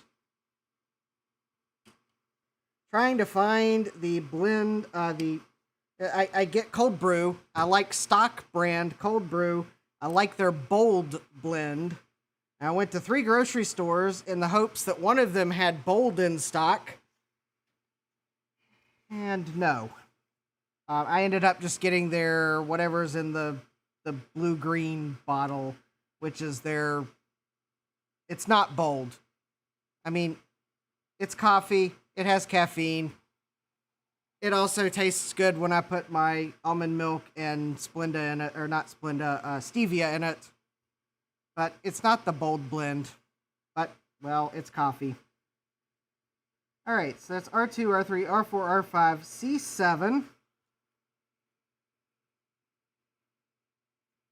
Oh, already, that's C7.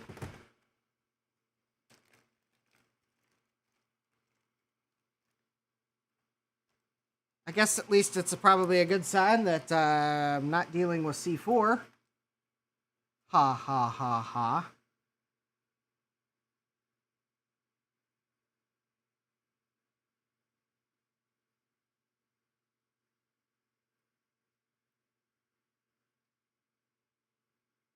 Alright, double check the polarity.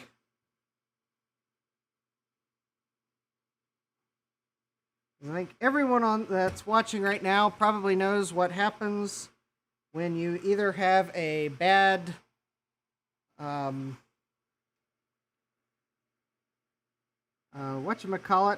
I don't know why I'm brain blocked on the brand of capacitor that fails in power supplies all the time, or when you put your electrolytic in backwards and apply power. I already had fun late last week ordering capacitors. I don't really want to have to order more.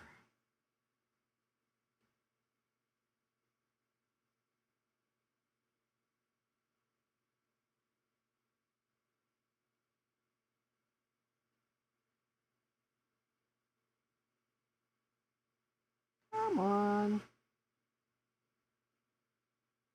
You can melt. There we go. Oh, that must have been the ground trace. Yep, that was the ground trace.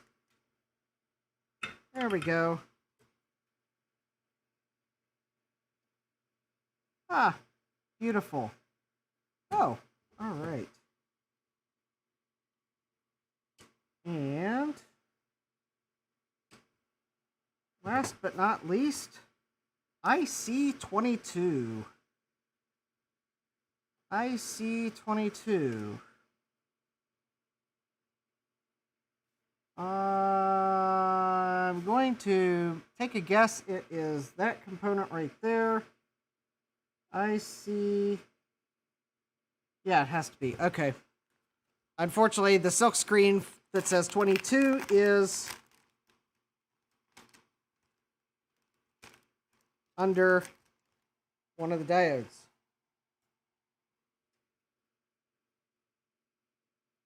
All right.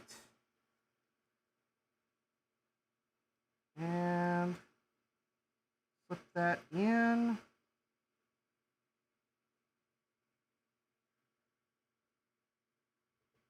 Very nice. A little bit of flux.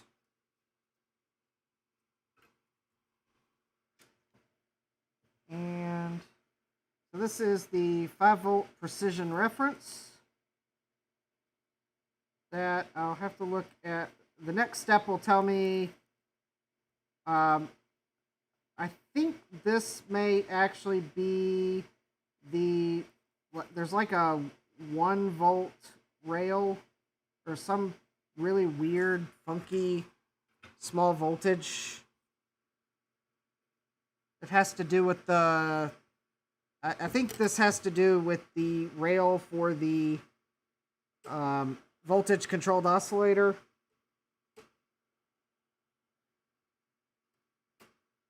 Which that actually might be why all those diodes were the way they are, because they might be dropping the output voltage.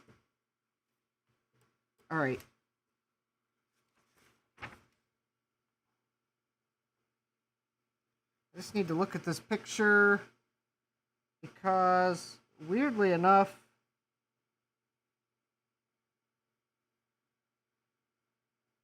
there's a resistor right down there, R1, that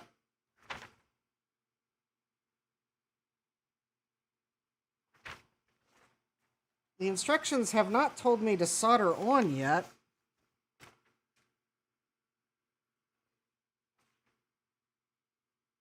No, okay.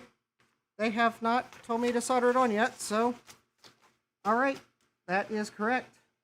Oh, okay. No, it's the 5.333 volt rail, which does. Oh, okay. So I was correct. So it is a kind of funky voltage, 5.333 volt. It is for the voltage controlled oscillator. So now that we've soldered all that together, I believe.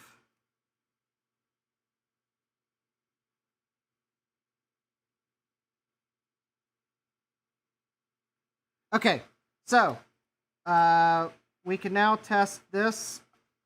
The instructions, okay, we do not set this to 5.333 volts yet.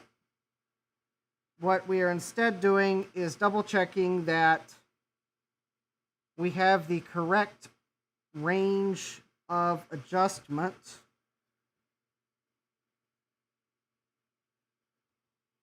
And I need to check to see if I even have a bit that's small enough.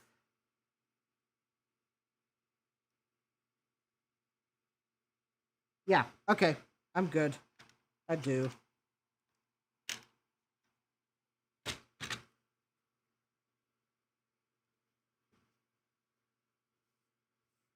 All right. So basically, I can measure between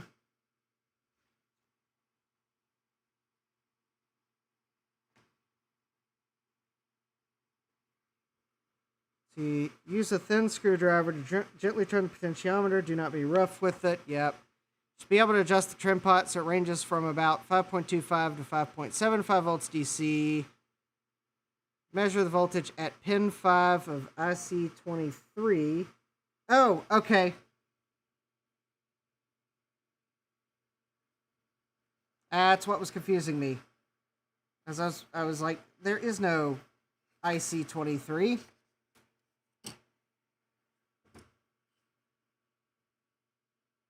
But there is.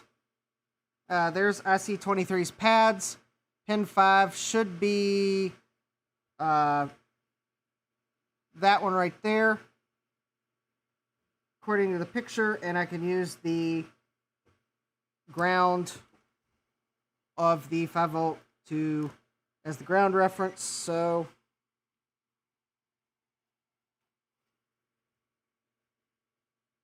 Bruce, you're wondering if it works,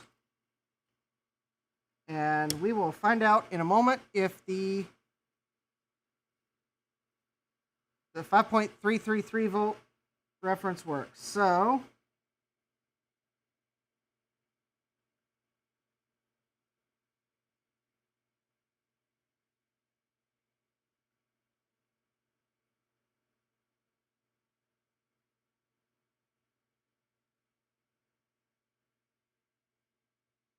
well,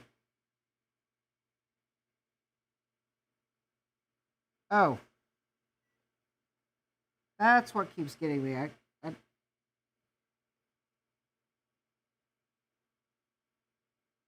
5.29 volts. That's within the range. Let me turn the potentiometer gently and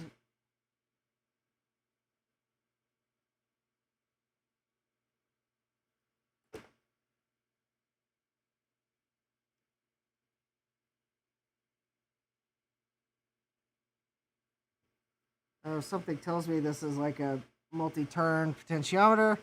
Oh, 5.26 volts. All right. Was this one of them like 20 turn? I bet this is a 20 turn potentiometer. 5.23.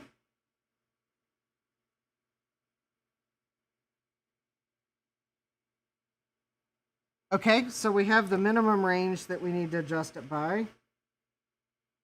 So let me turn this the other way.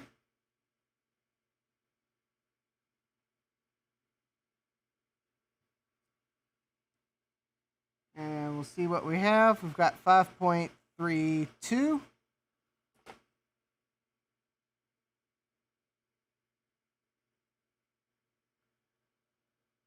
Well, given how many times you have to turn this thing, it should mean I can 5.41.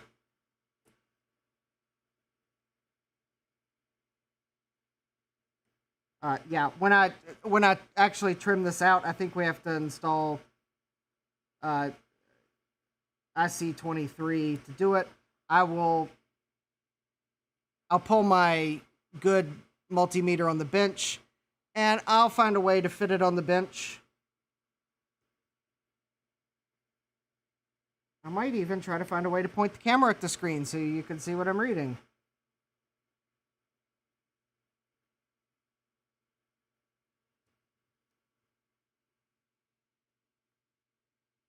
Because it's not like I don't have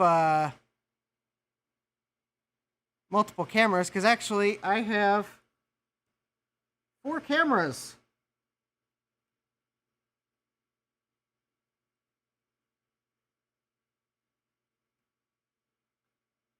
No, I have 5 cameras. I forgot. I got that little USB microscope. I have a total of 5 cameras, all on a table that is about 49 inches by 24 inches.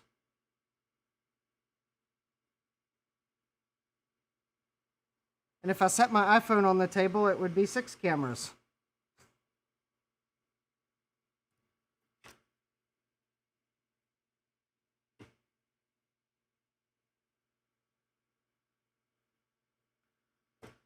Well, oh, okay. Less than 5.3 and higher than 5.4. Okay, so that's good. So we have the adjustment range we need. So this circuit is working. I'm going to turn this to some. It says not to trim it, but I'm going to turn this somewhere to a close approximation to where it ultimately needs to go.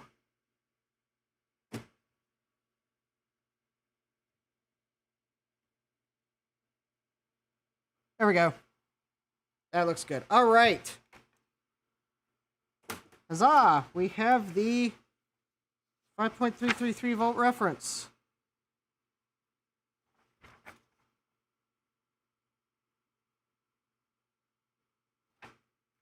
Oh! Here we go.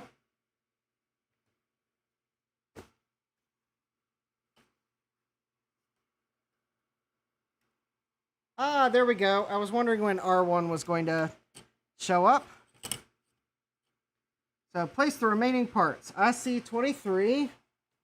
Okay, now that is the... okay, now that's the IC that I pulled out earlier. IC23. Yes.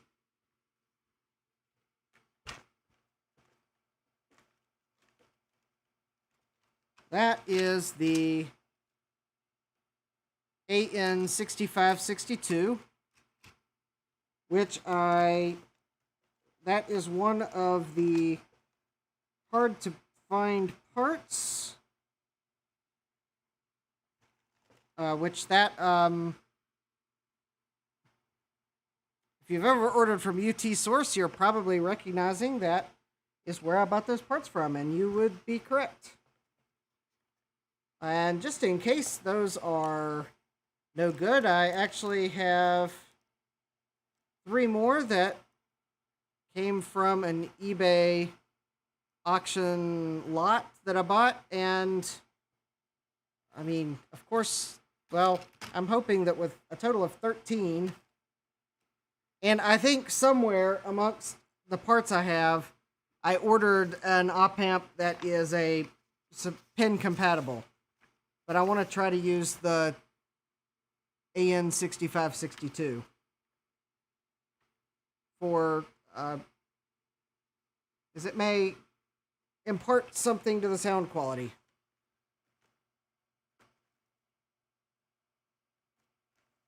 Because online there's people that debate the parts that go in the Zocks box and kind of which ones you can substitute without affecting the tonal qualities, and which ones actually might matter. And I want to say that op amp is one of the ones that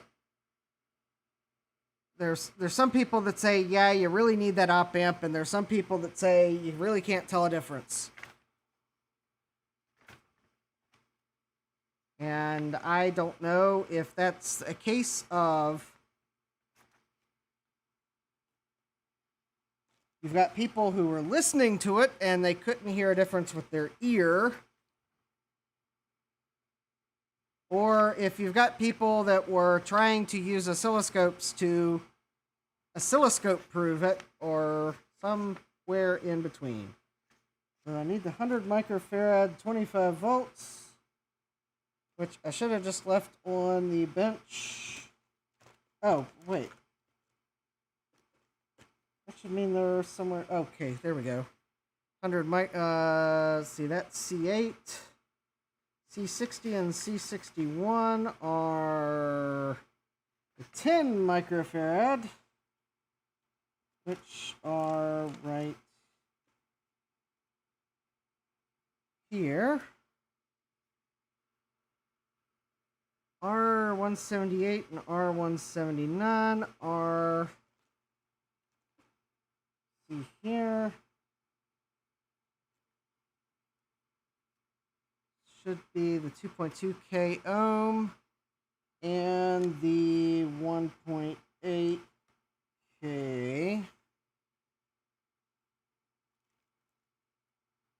1.8K ohm right there.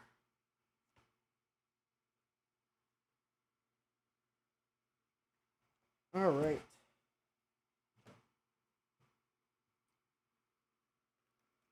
And these will be the last parts, I think probably the last parts of the evening, which actually is good. That might actually, that would be good if I complete the power supply. That's actually a good stopping point, because I don't know what I did with the instructions for the next part of the build. All right, so I think I'm first going to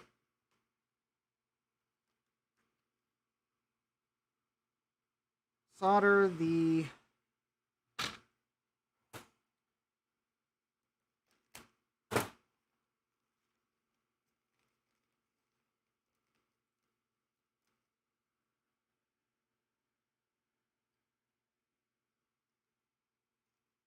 an IC socket for the op amp, because luckily there's nothing on this that really, for the chips that are ICs, I'm going to socket them all, especially because some of them I had to source from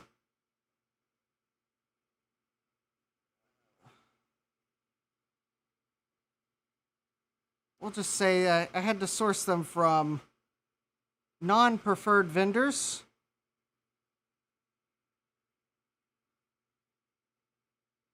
And while I have successfully ordered things from UT Source, I did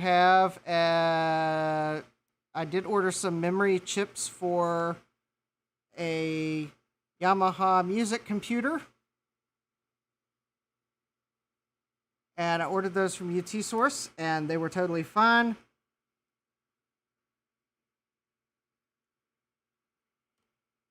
I figured I would use some IC sockets to mitigate the risk in case I did some of the parts that I ordered from non-preferred vendors are not legitimate. So I am going to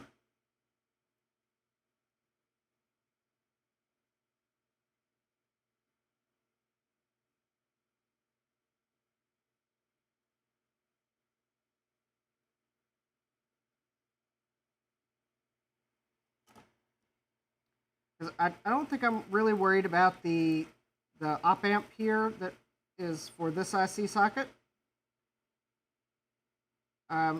What I'm more concerned about, and I actually have some sockets for them as well, are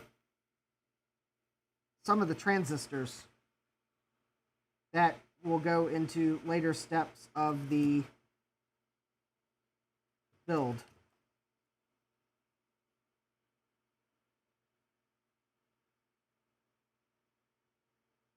And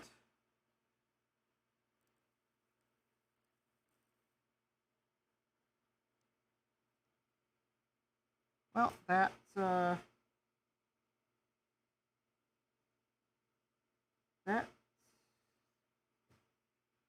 did not work as well as I'd hoped.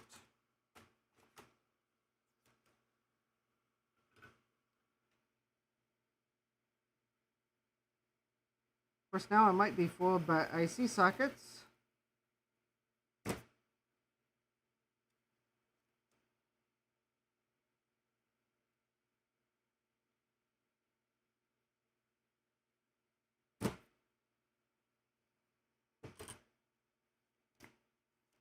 Because quite honestly, it's not a good sign when you solder the first IC socket and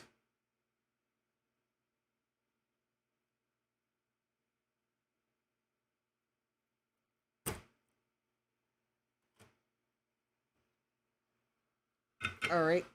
Well, that's not really doing good.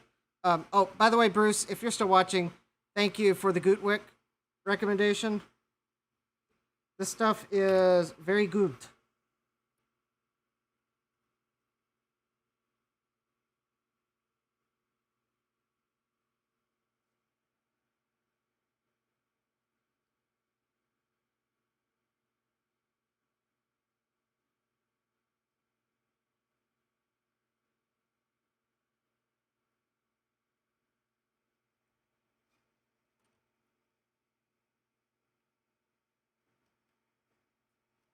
And usually when the Gootwick messes up, it is the operator, not the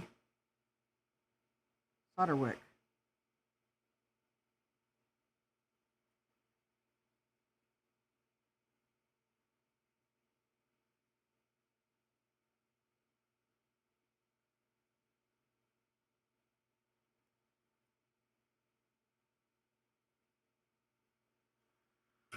Also probably because I could probably stand to put a little bit of flux down.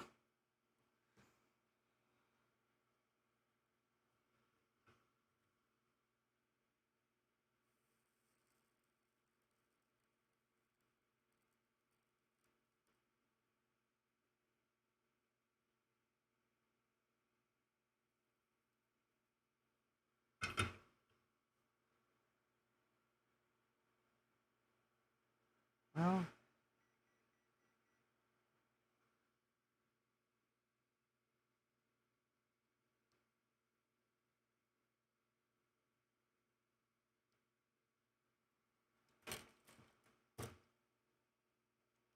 okay.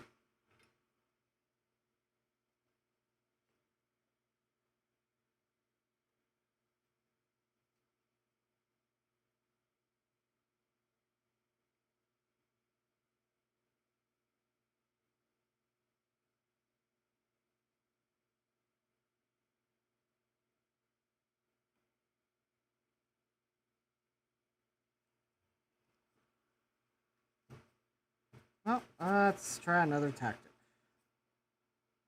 Probably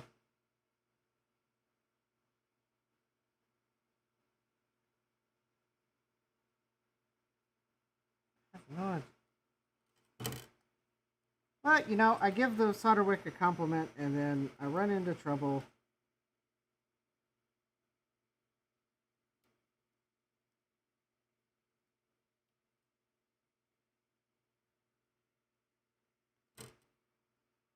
I think I picked the wrong two pads to tack down first.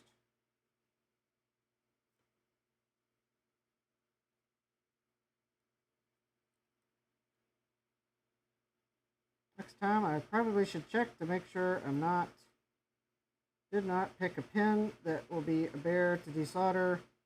Should I ruin the IC socket trying to solder it in?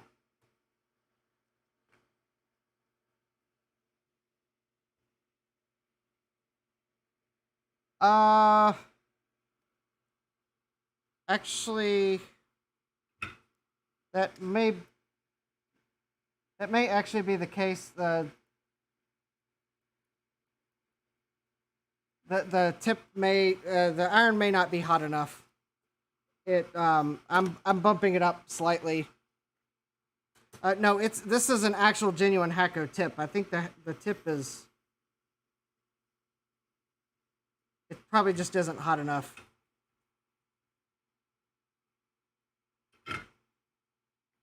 It was probably hot enough for soldering, but not hot enough for desoldering.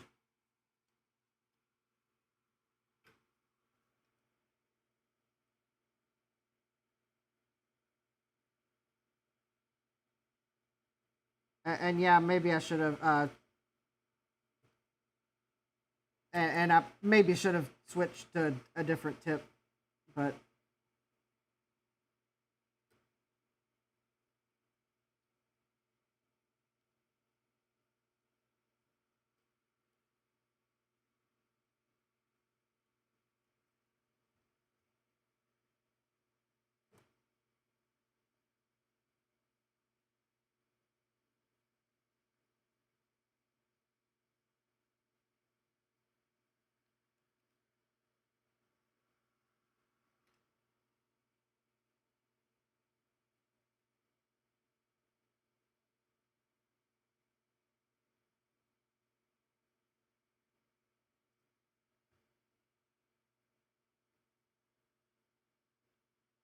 actually, okay.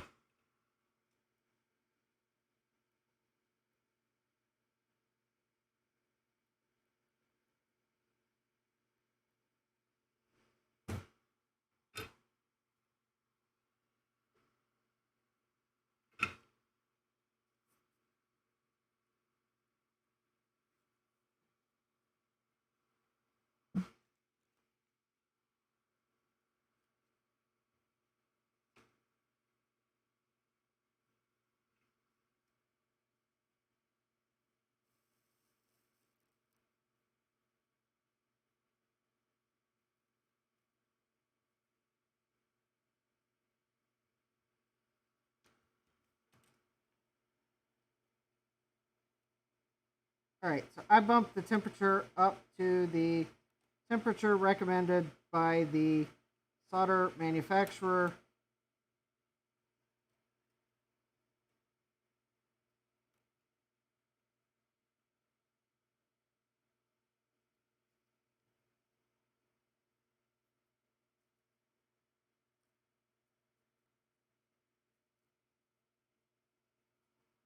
And that seems to be helping slightly.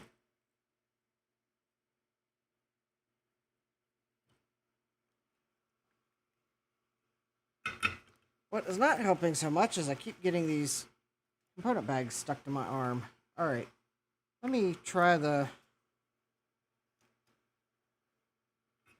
this deal again.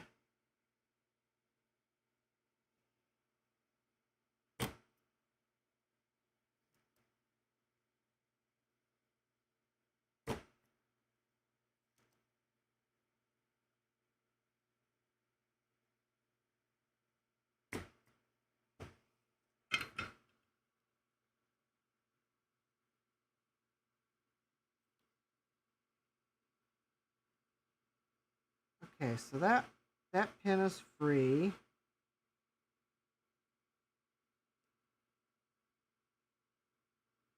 No, it's not.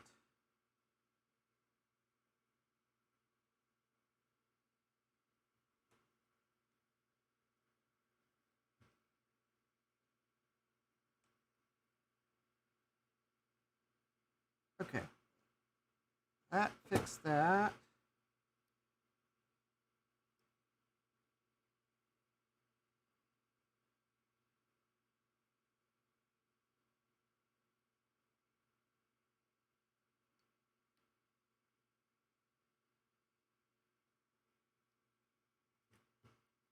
All right, let's see.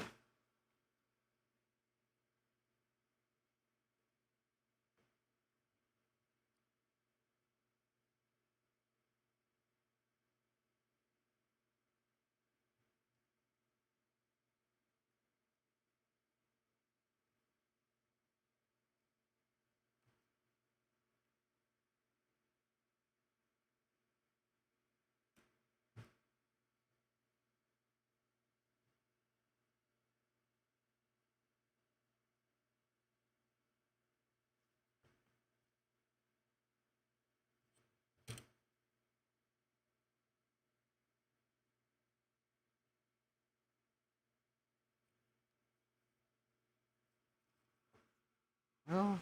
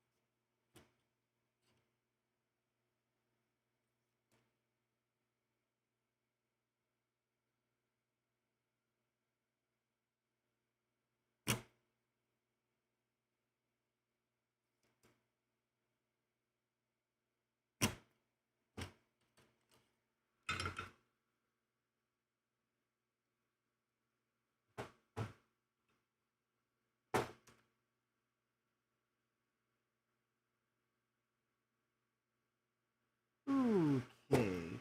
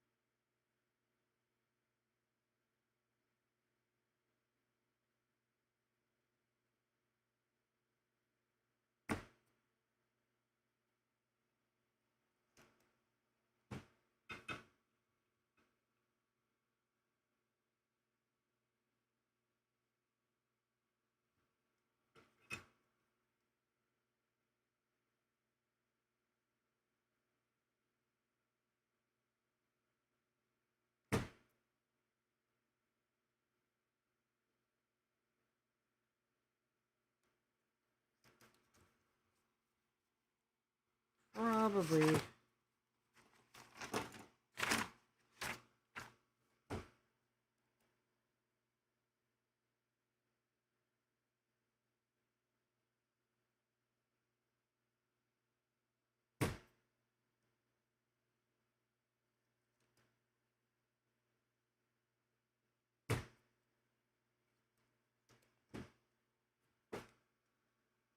Well,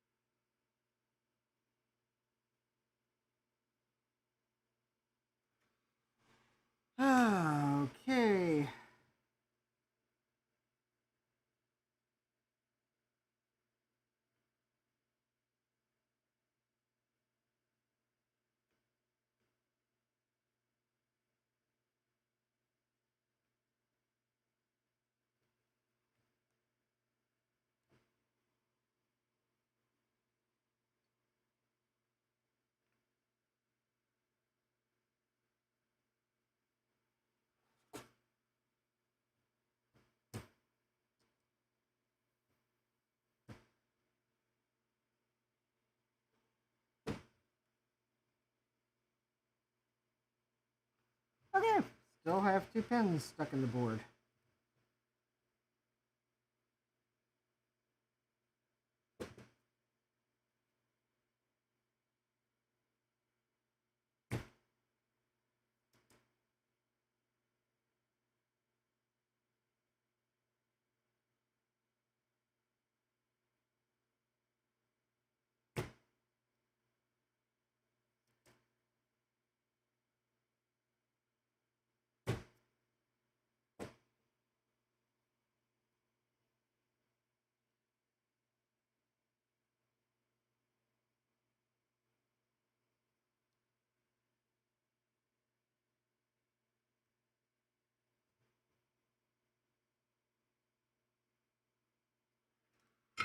All right.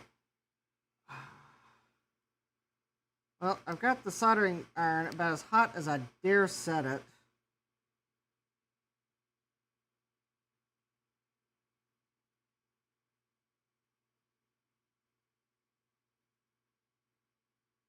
In fact, it's almost acting like it's too hot for this solder.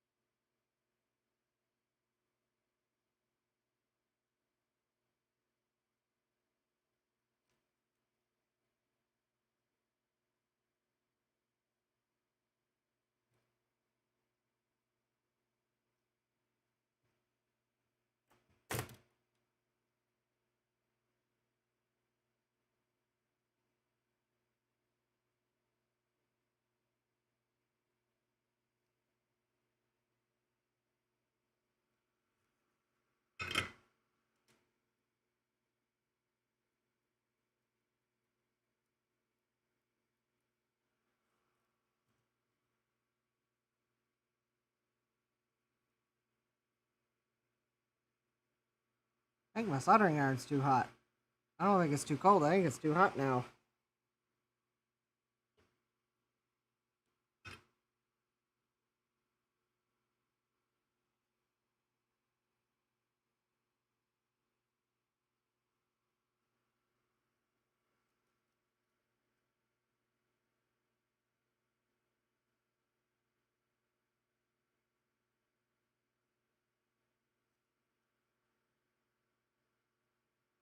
Something. I don't know.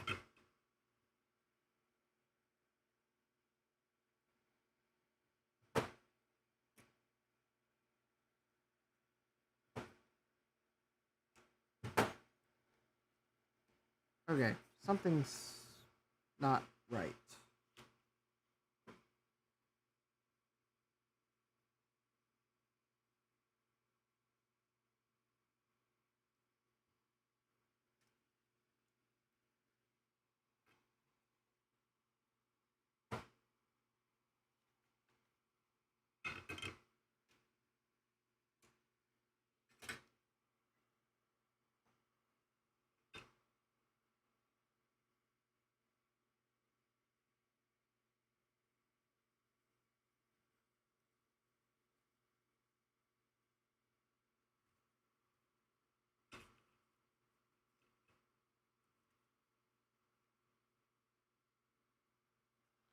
All right, well, that tip looks better. All right.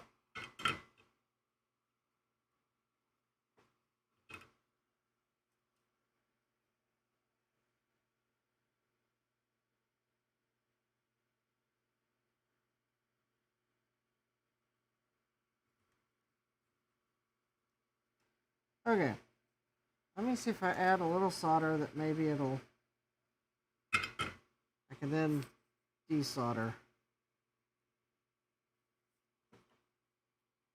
I got pins stuck in the... where my IC socket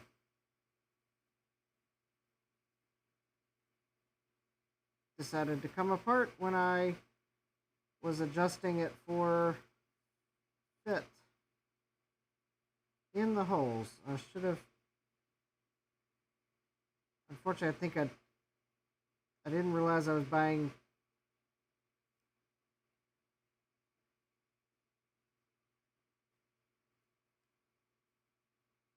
a... I think I didn't realize how poor of a quality the IC sockets I bought were.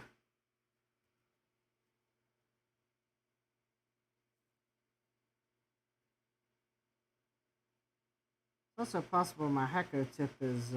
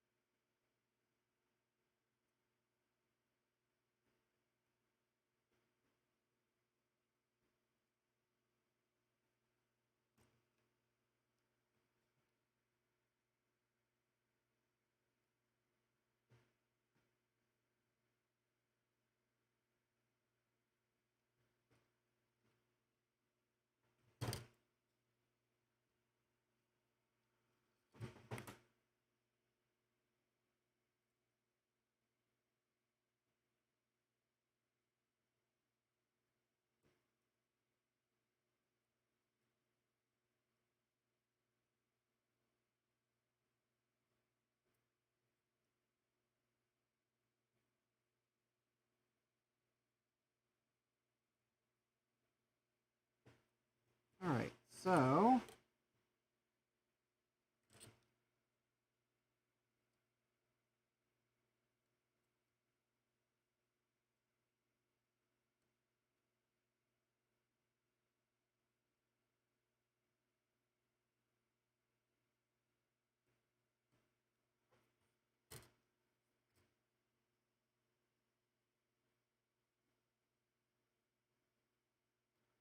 oh, I think this pin is...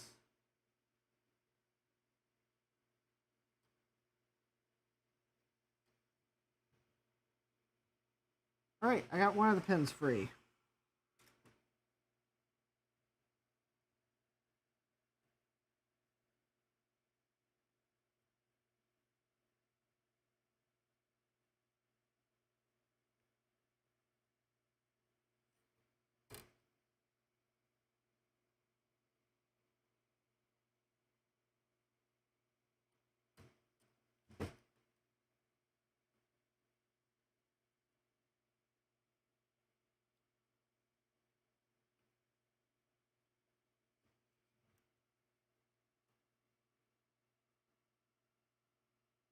And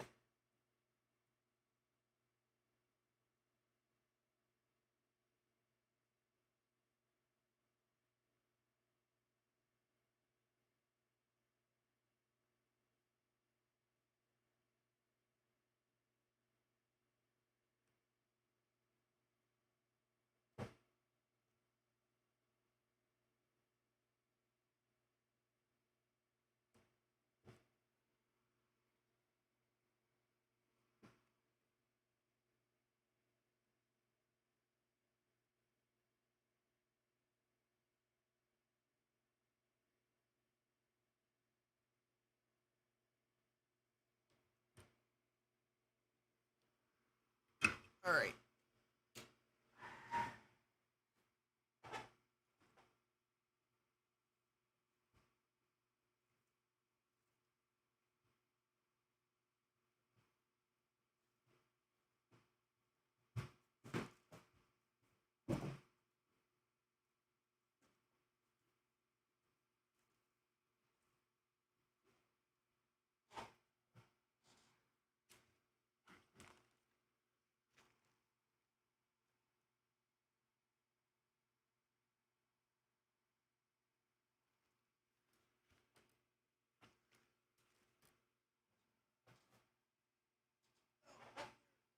All right.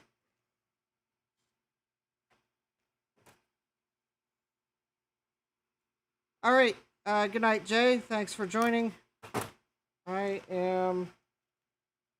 I'm gonna have to call it quits as soon as I get this last pin out of the board.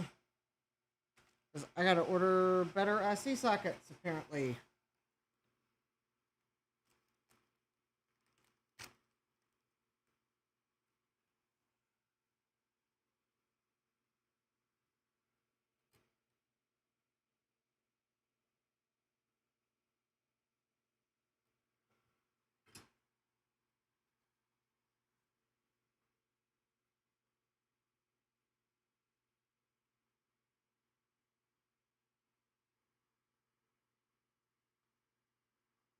All right, I'm going to go to be right back while I wait for that to cool down because that's going to take a couple minutes and I need to take a break. So I will be back in a few minutes.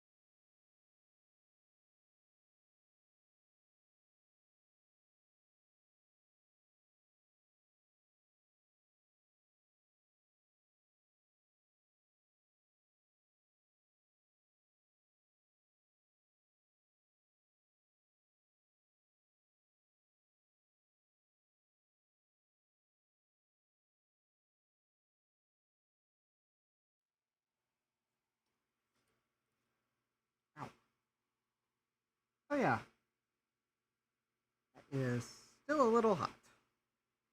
Anyways, I have swap tips. I laid the old tip down on my silicon mat and, well, got my arm really close to it, but I'm fine.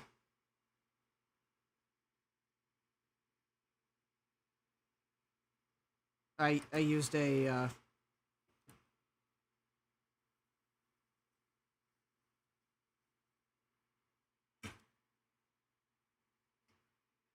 tool to remove the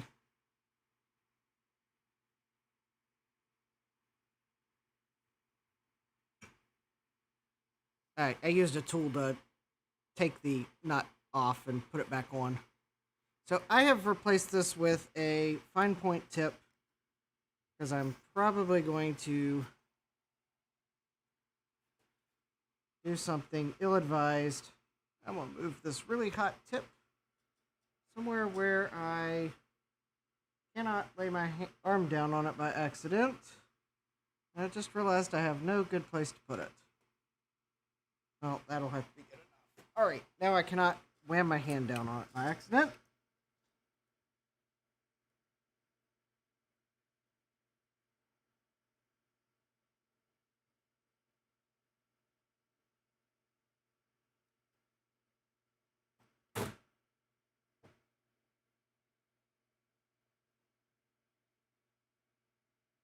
Okay, I very much suspect that my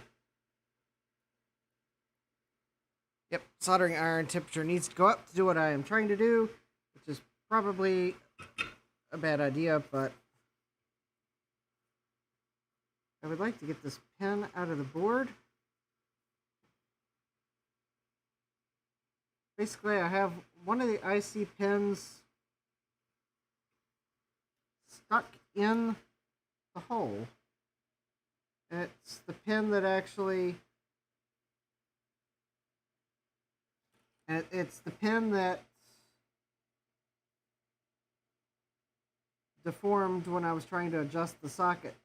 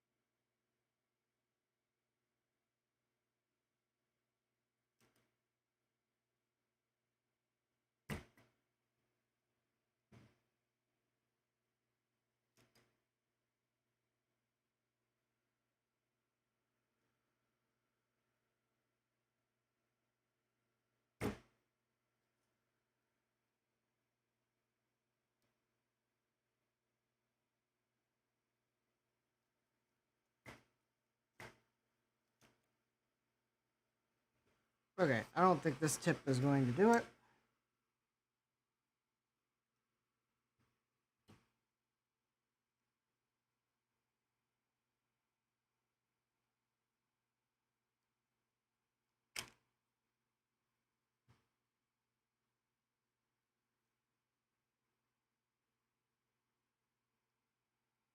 I'm going to swap tips. Doing something I do not recommend. It's definitely something you cannot do barehanded at this moment.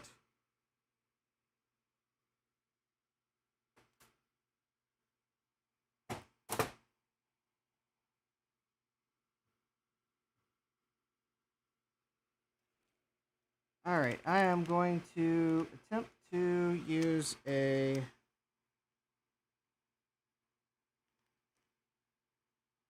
conical tip.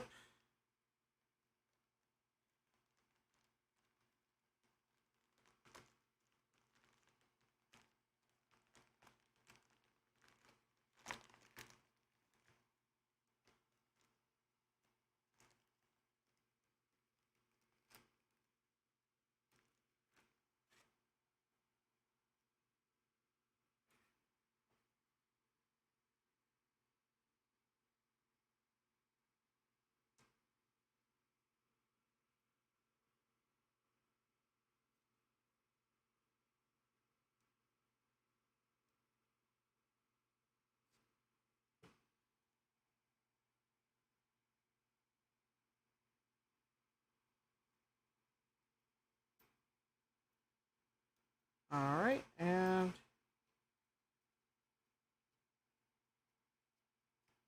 probably need to turn the iron temperature down. Suspect temperature I have it set to, which was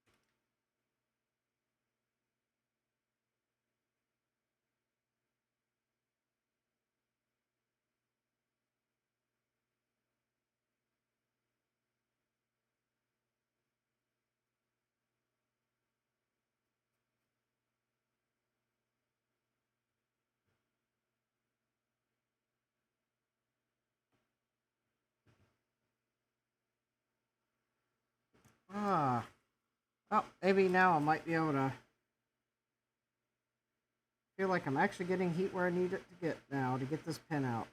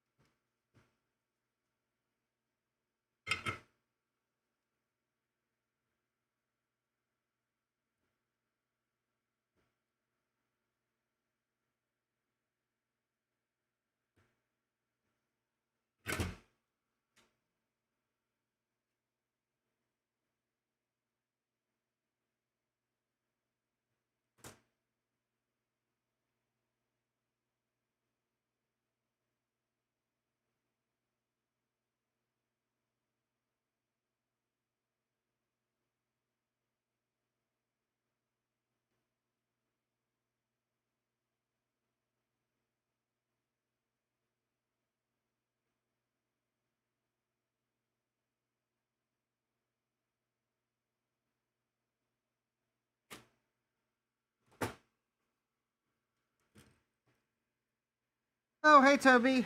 Yeah, I got a pin. I had a IC socket uh, misbehave while soldering the first pin, or well, and I got a pin stuck in the hole. And I'm trying to get it out with the tools I have, and realizing that I need a tool that I don't have. I need one of those little, I think I need one of those metal picks. Because, yeah, or maybe, well, maybe, I just thought of something. Maybe I can use one of these lead clippings. I need something to push the pin out while I'm heating the pad with solder. And I apologize, I'm not showing it on screen, but well, I'm kind of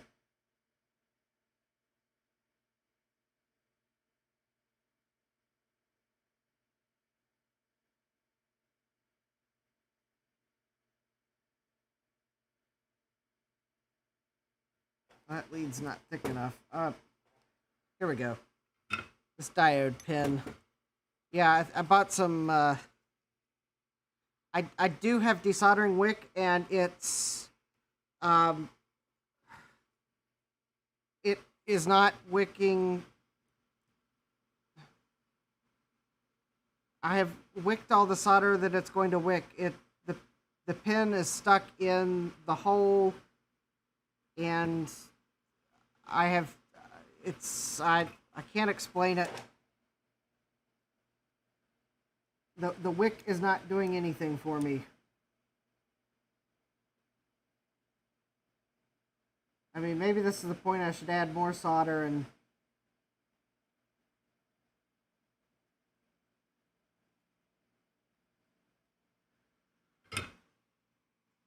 Yeah, I've tried adding solder and removing it, and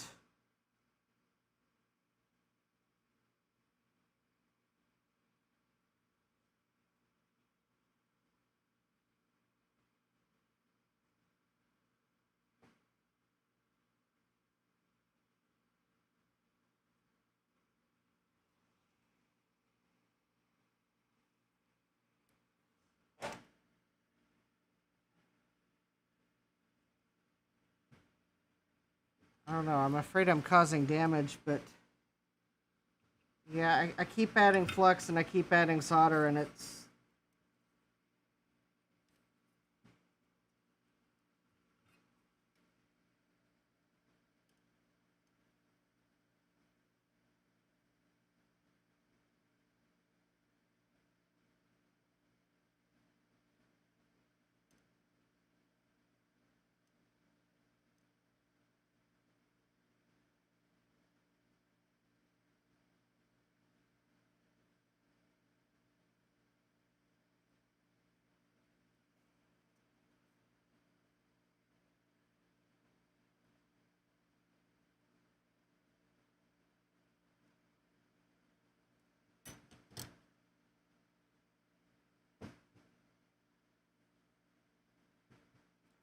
Alright, so I just added more solder. It's.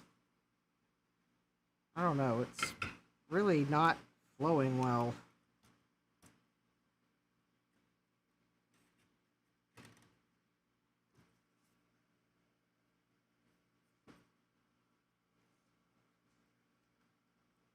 Alright. I'm going to clip the end of my desolder wick.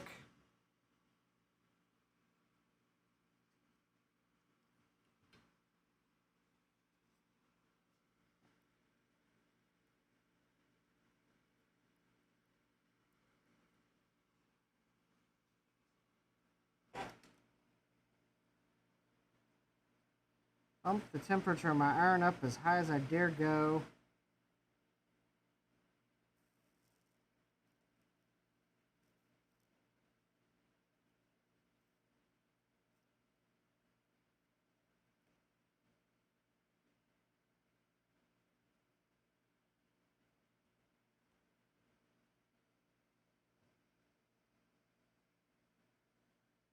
The ironic thing is I can feel the pin. Unfortunately, I don't know what I've done, but there's not much pin to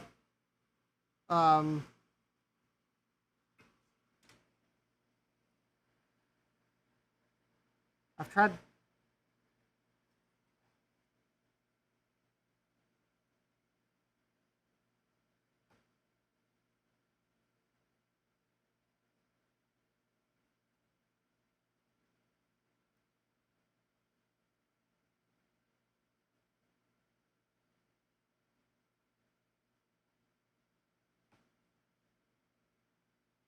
I can feel the end of the pin.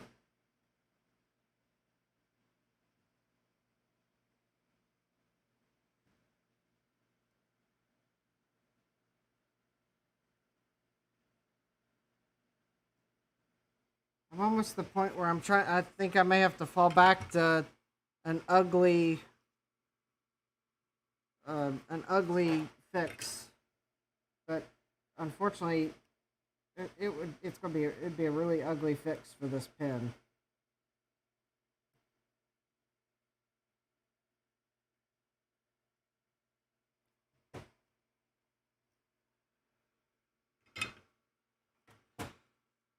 Honestly, I'm gonna clean the board.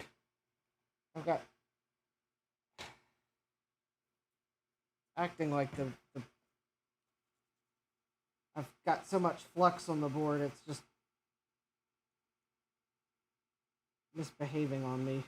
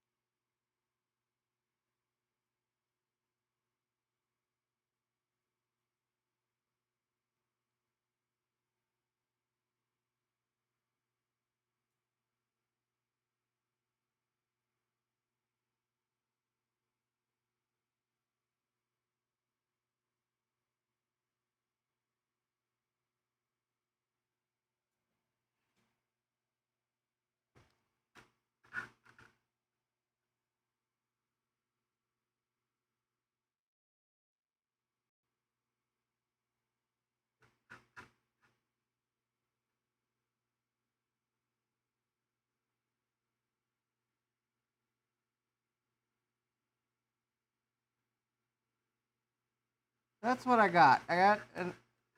So that's the top side of the board. And I think you can just make out the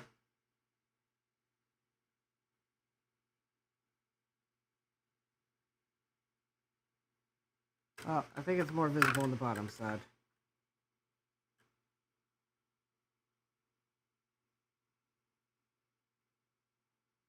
Hold on. Trying to get my bearings of where I am on the board. There we go.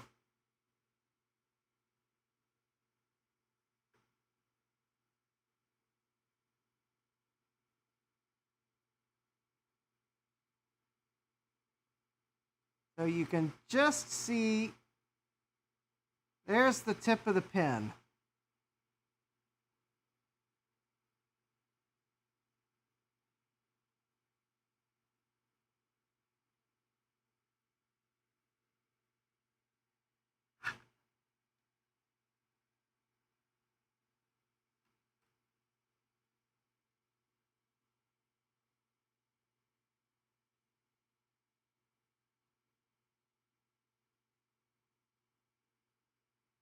And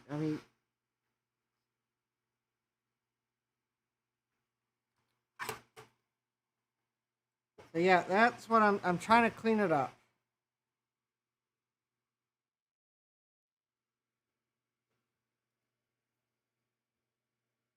Yeah, I kind of suspected it was a ground pin.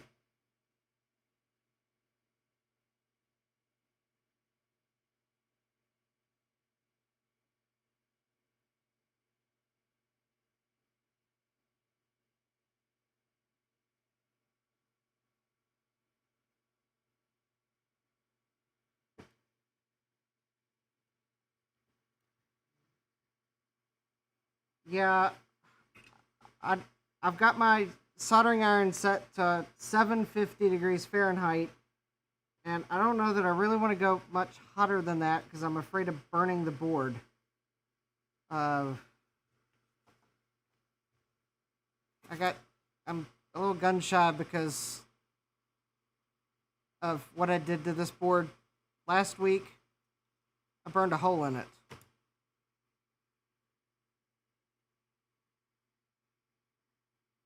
I burned a hole in it at 750 degrees Fahrenheit. So I hope you can understand why I don't really want to turn my iron temperature up, because Adafruit sold out of these boards, and some of these parts are...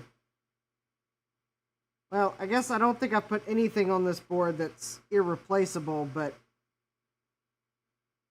Well, that trim pot will be annoying to... Well, the PCB will be hard to replace.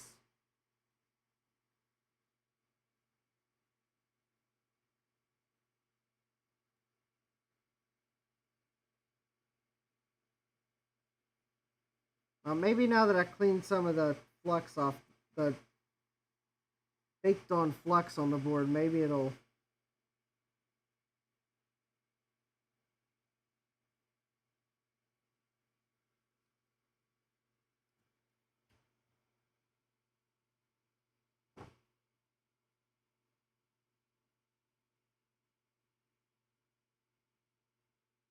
Yeah. Or I think what I'm going to need to do, actually, is bring my quad hands out, because I can't...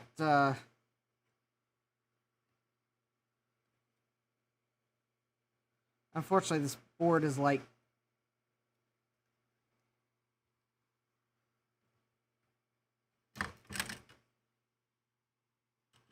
It's... Yeah, I knew there was a reason I didn't pull this out.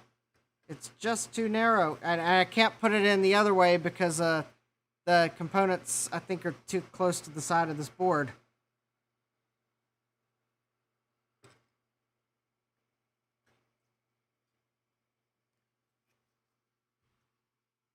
Oh, wait a minute. I might...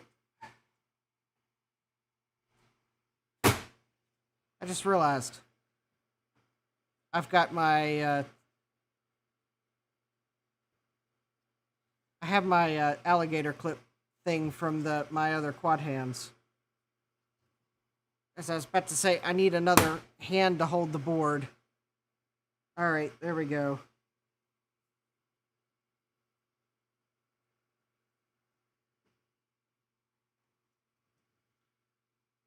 Alright, I gotta position this the right way.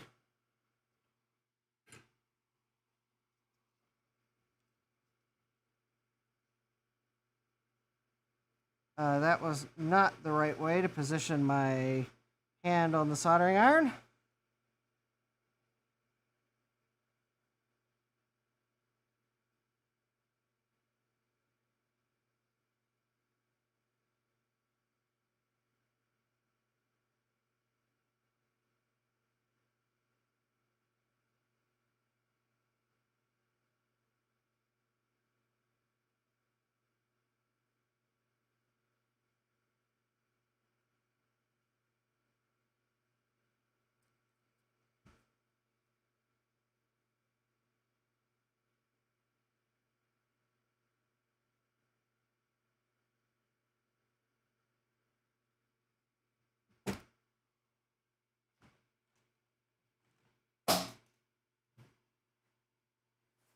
Oh. Those needle nose are too, there we go.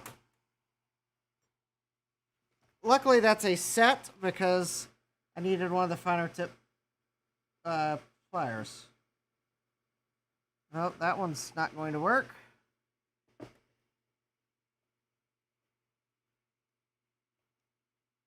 How about those?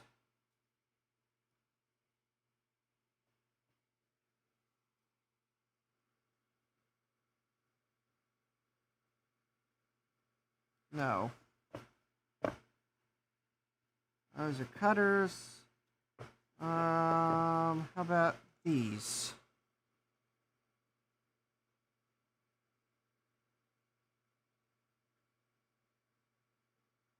No.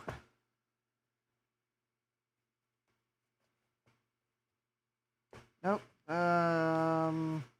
Nope. Oh, maybe.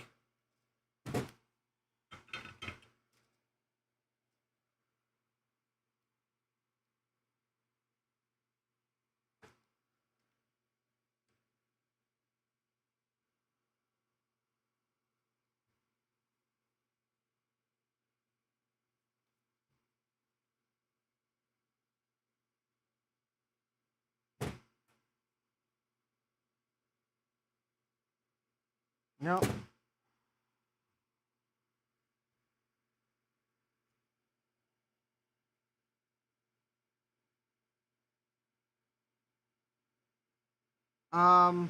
Bevel edge.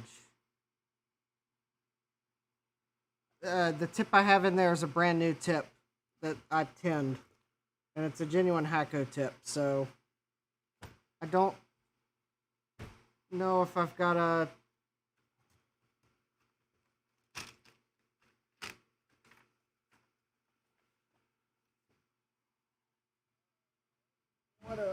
What do I have tip wise?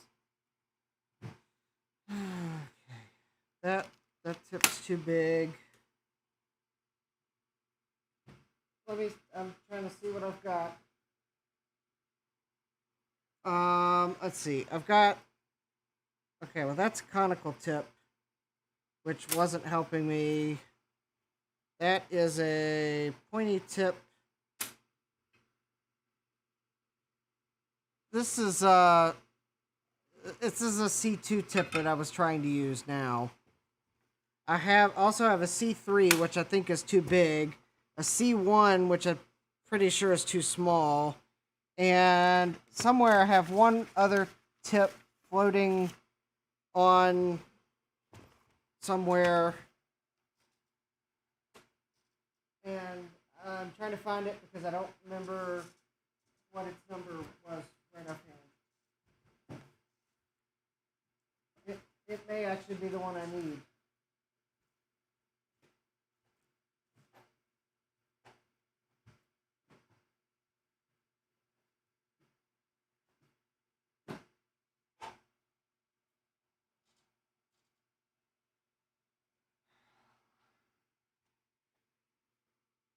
You know, you would think that I could not lose.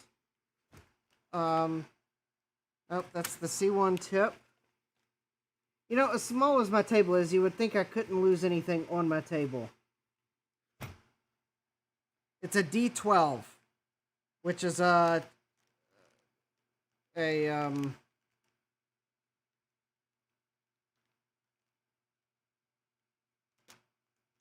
it's a shape.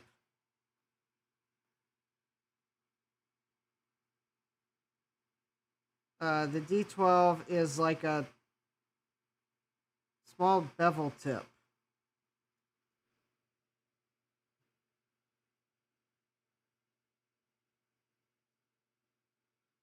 Well, if I guess you bevel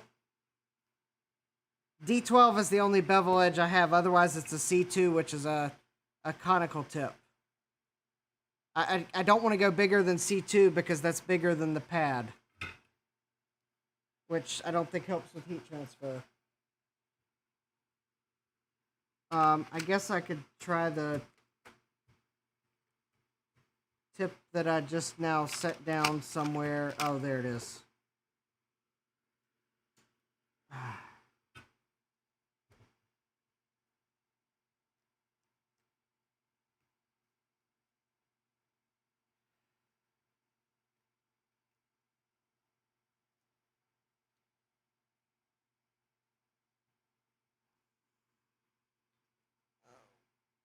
Okay, I gotta let this cool down, or I'm never gonna be able to remove the tip. Okay.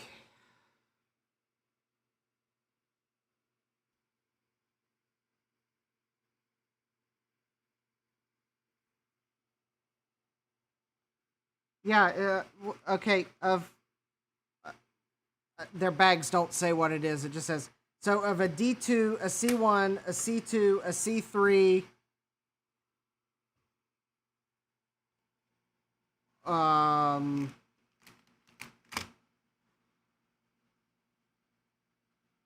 and, well, okay, the other two I don't think are, it's the FX888D.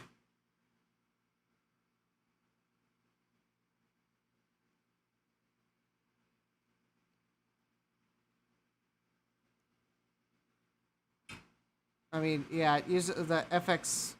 Well, I guess the iron is, well,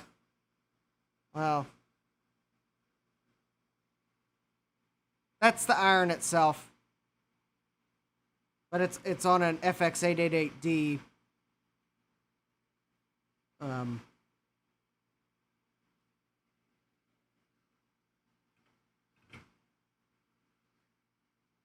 What I think unfortunately the part of the lead that's sticking through that board is so little, I almost need I think a dental pick, which I don't have,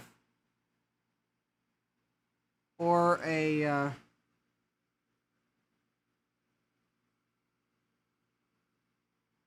well, I want a new iron too, but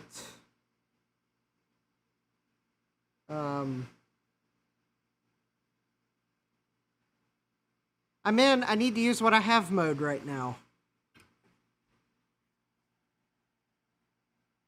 And I don't know, you might have missed the stream where I disassembled my rework station because it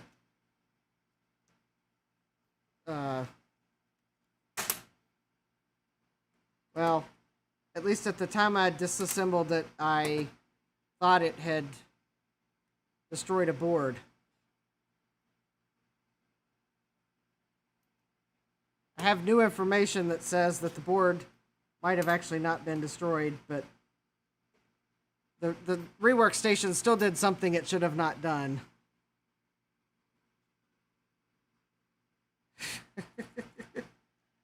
When it dumped power into the board I was working on. Okay, I'm gonna try this.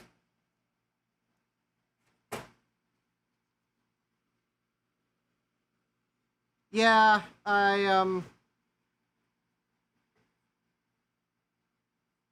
it was last Wednesday, I think. It was either about 50 at 54:50 or 59:50 time wise is when the rework station utterly let me down. Unfortunately, my head was over top of the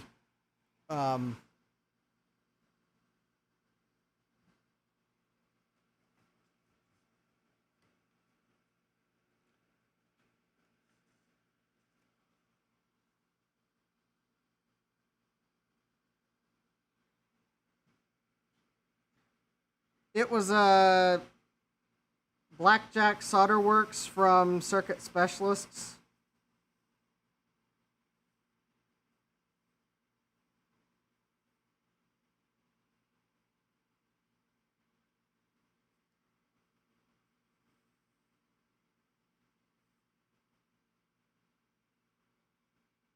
Okay, that is really weird.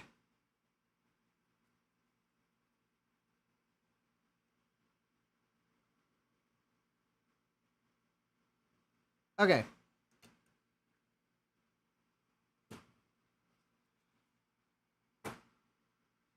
Oh, and the operative word is what rework station did I have?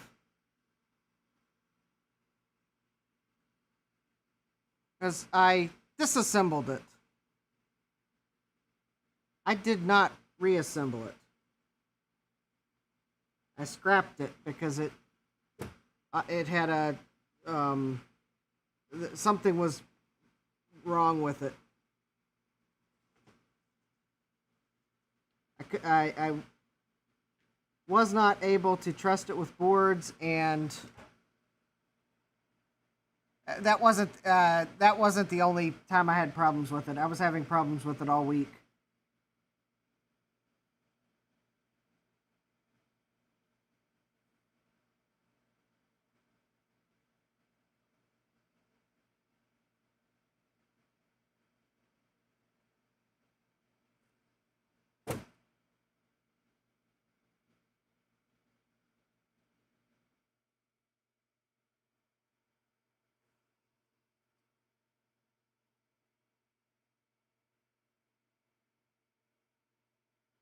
Oh, that is...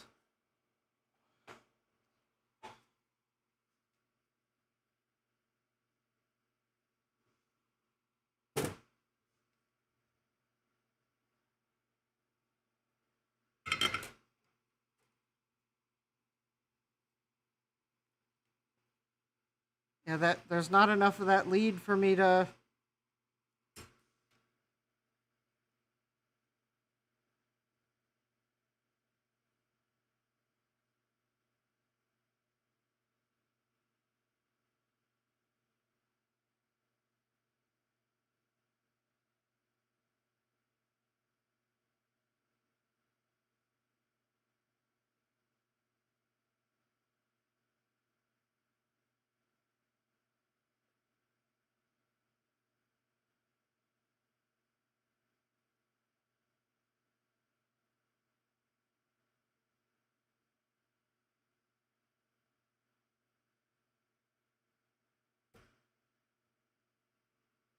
Oh, that didn't do what I expected. Although maybe it did exactly what I should have expected.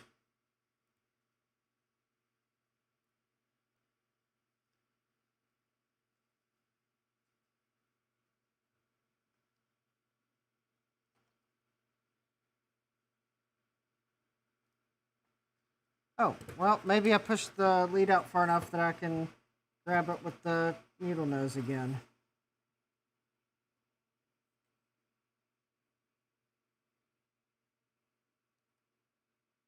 There we go. I did. All right, now let me see if I... Oh.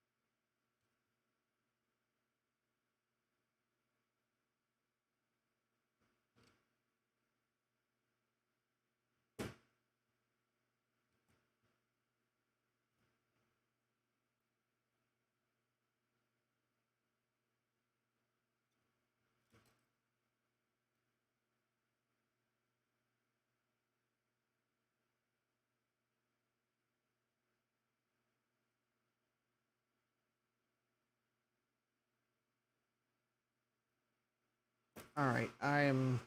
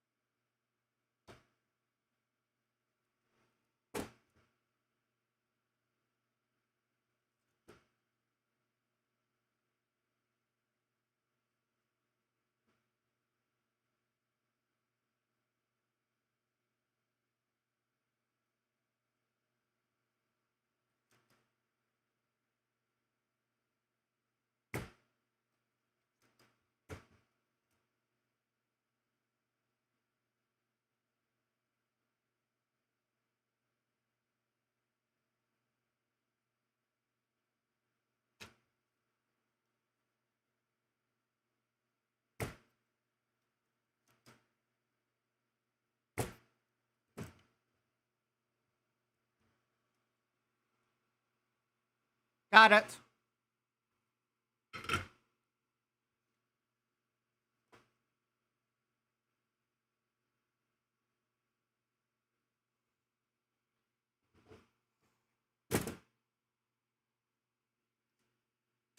All right. Well. Yep. All right. So I finally did get that pin out. I had to go up to 850 degrees Fahrenheit. And I added some solder then, and then the solder sucker got it. And it looks like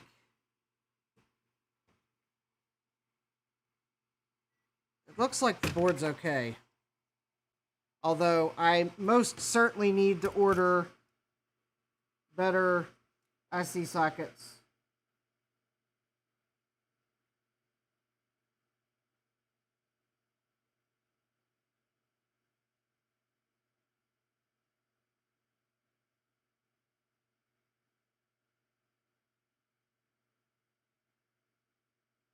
All right.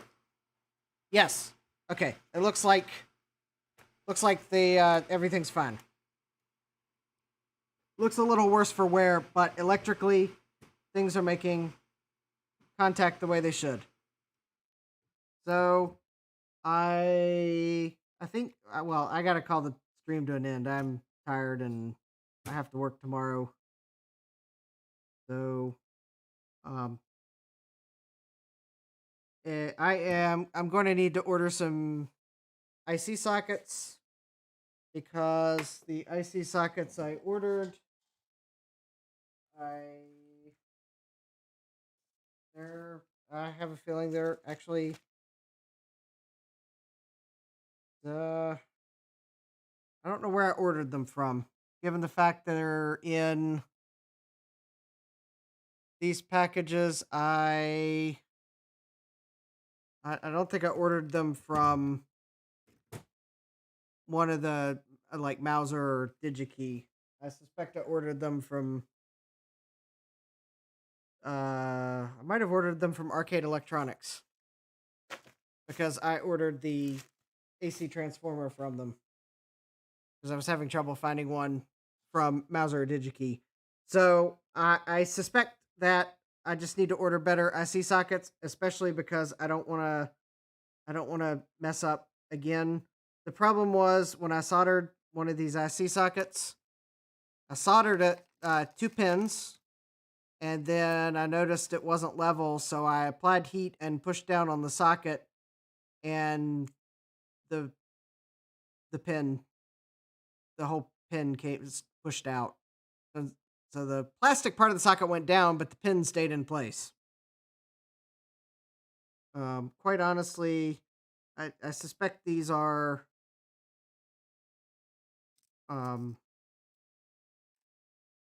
not the greatest sockets, so I'm going to order better sockets.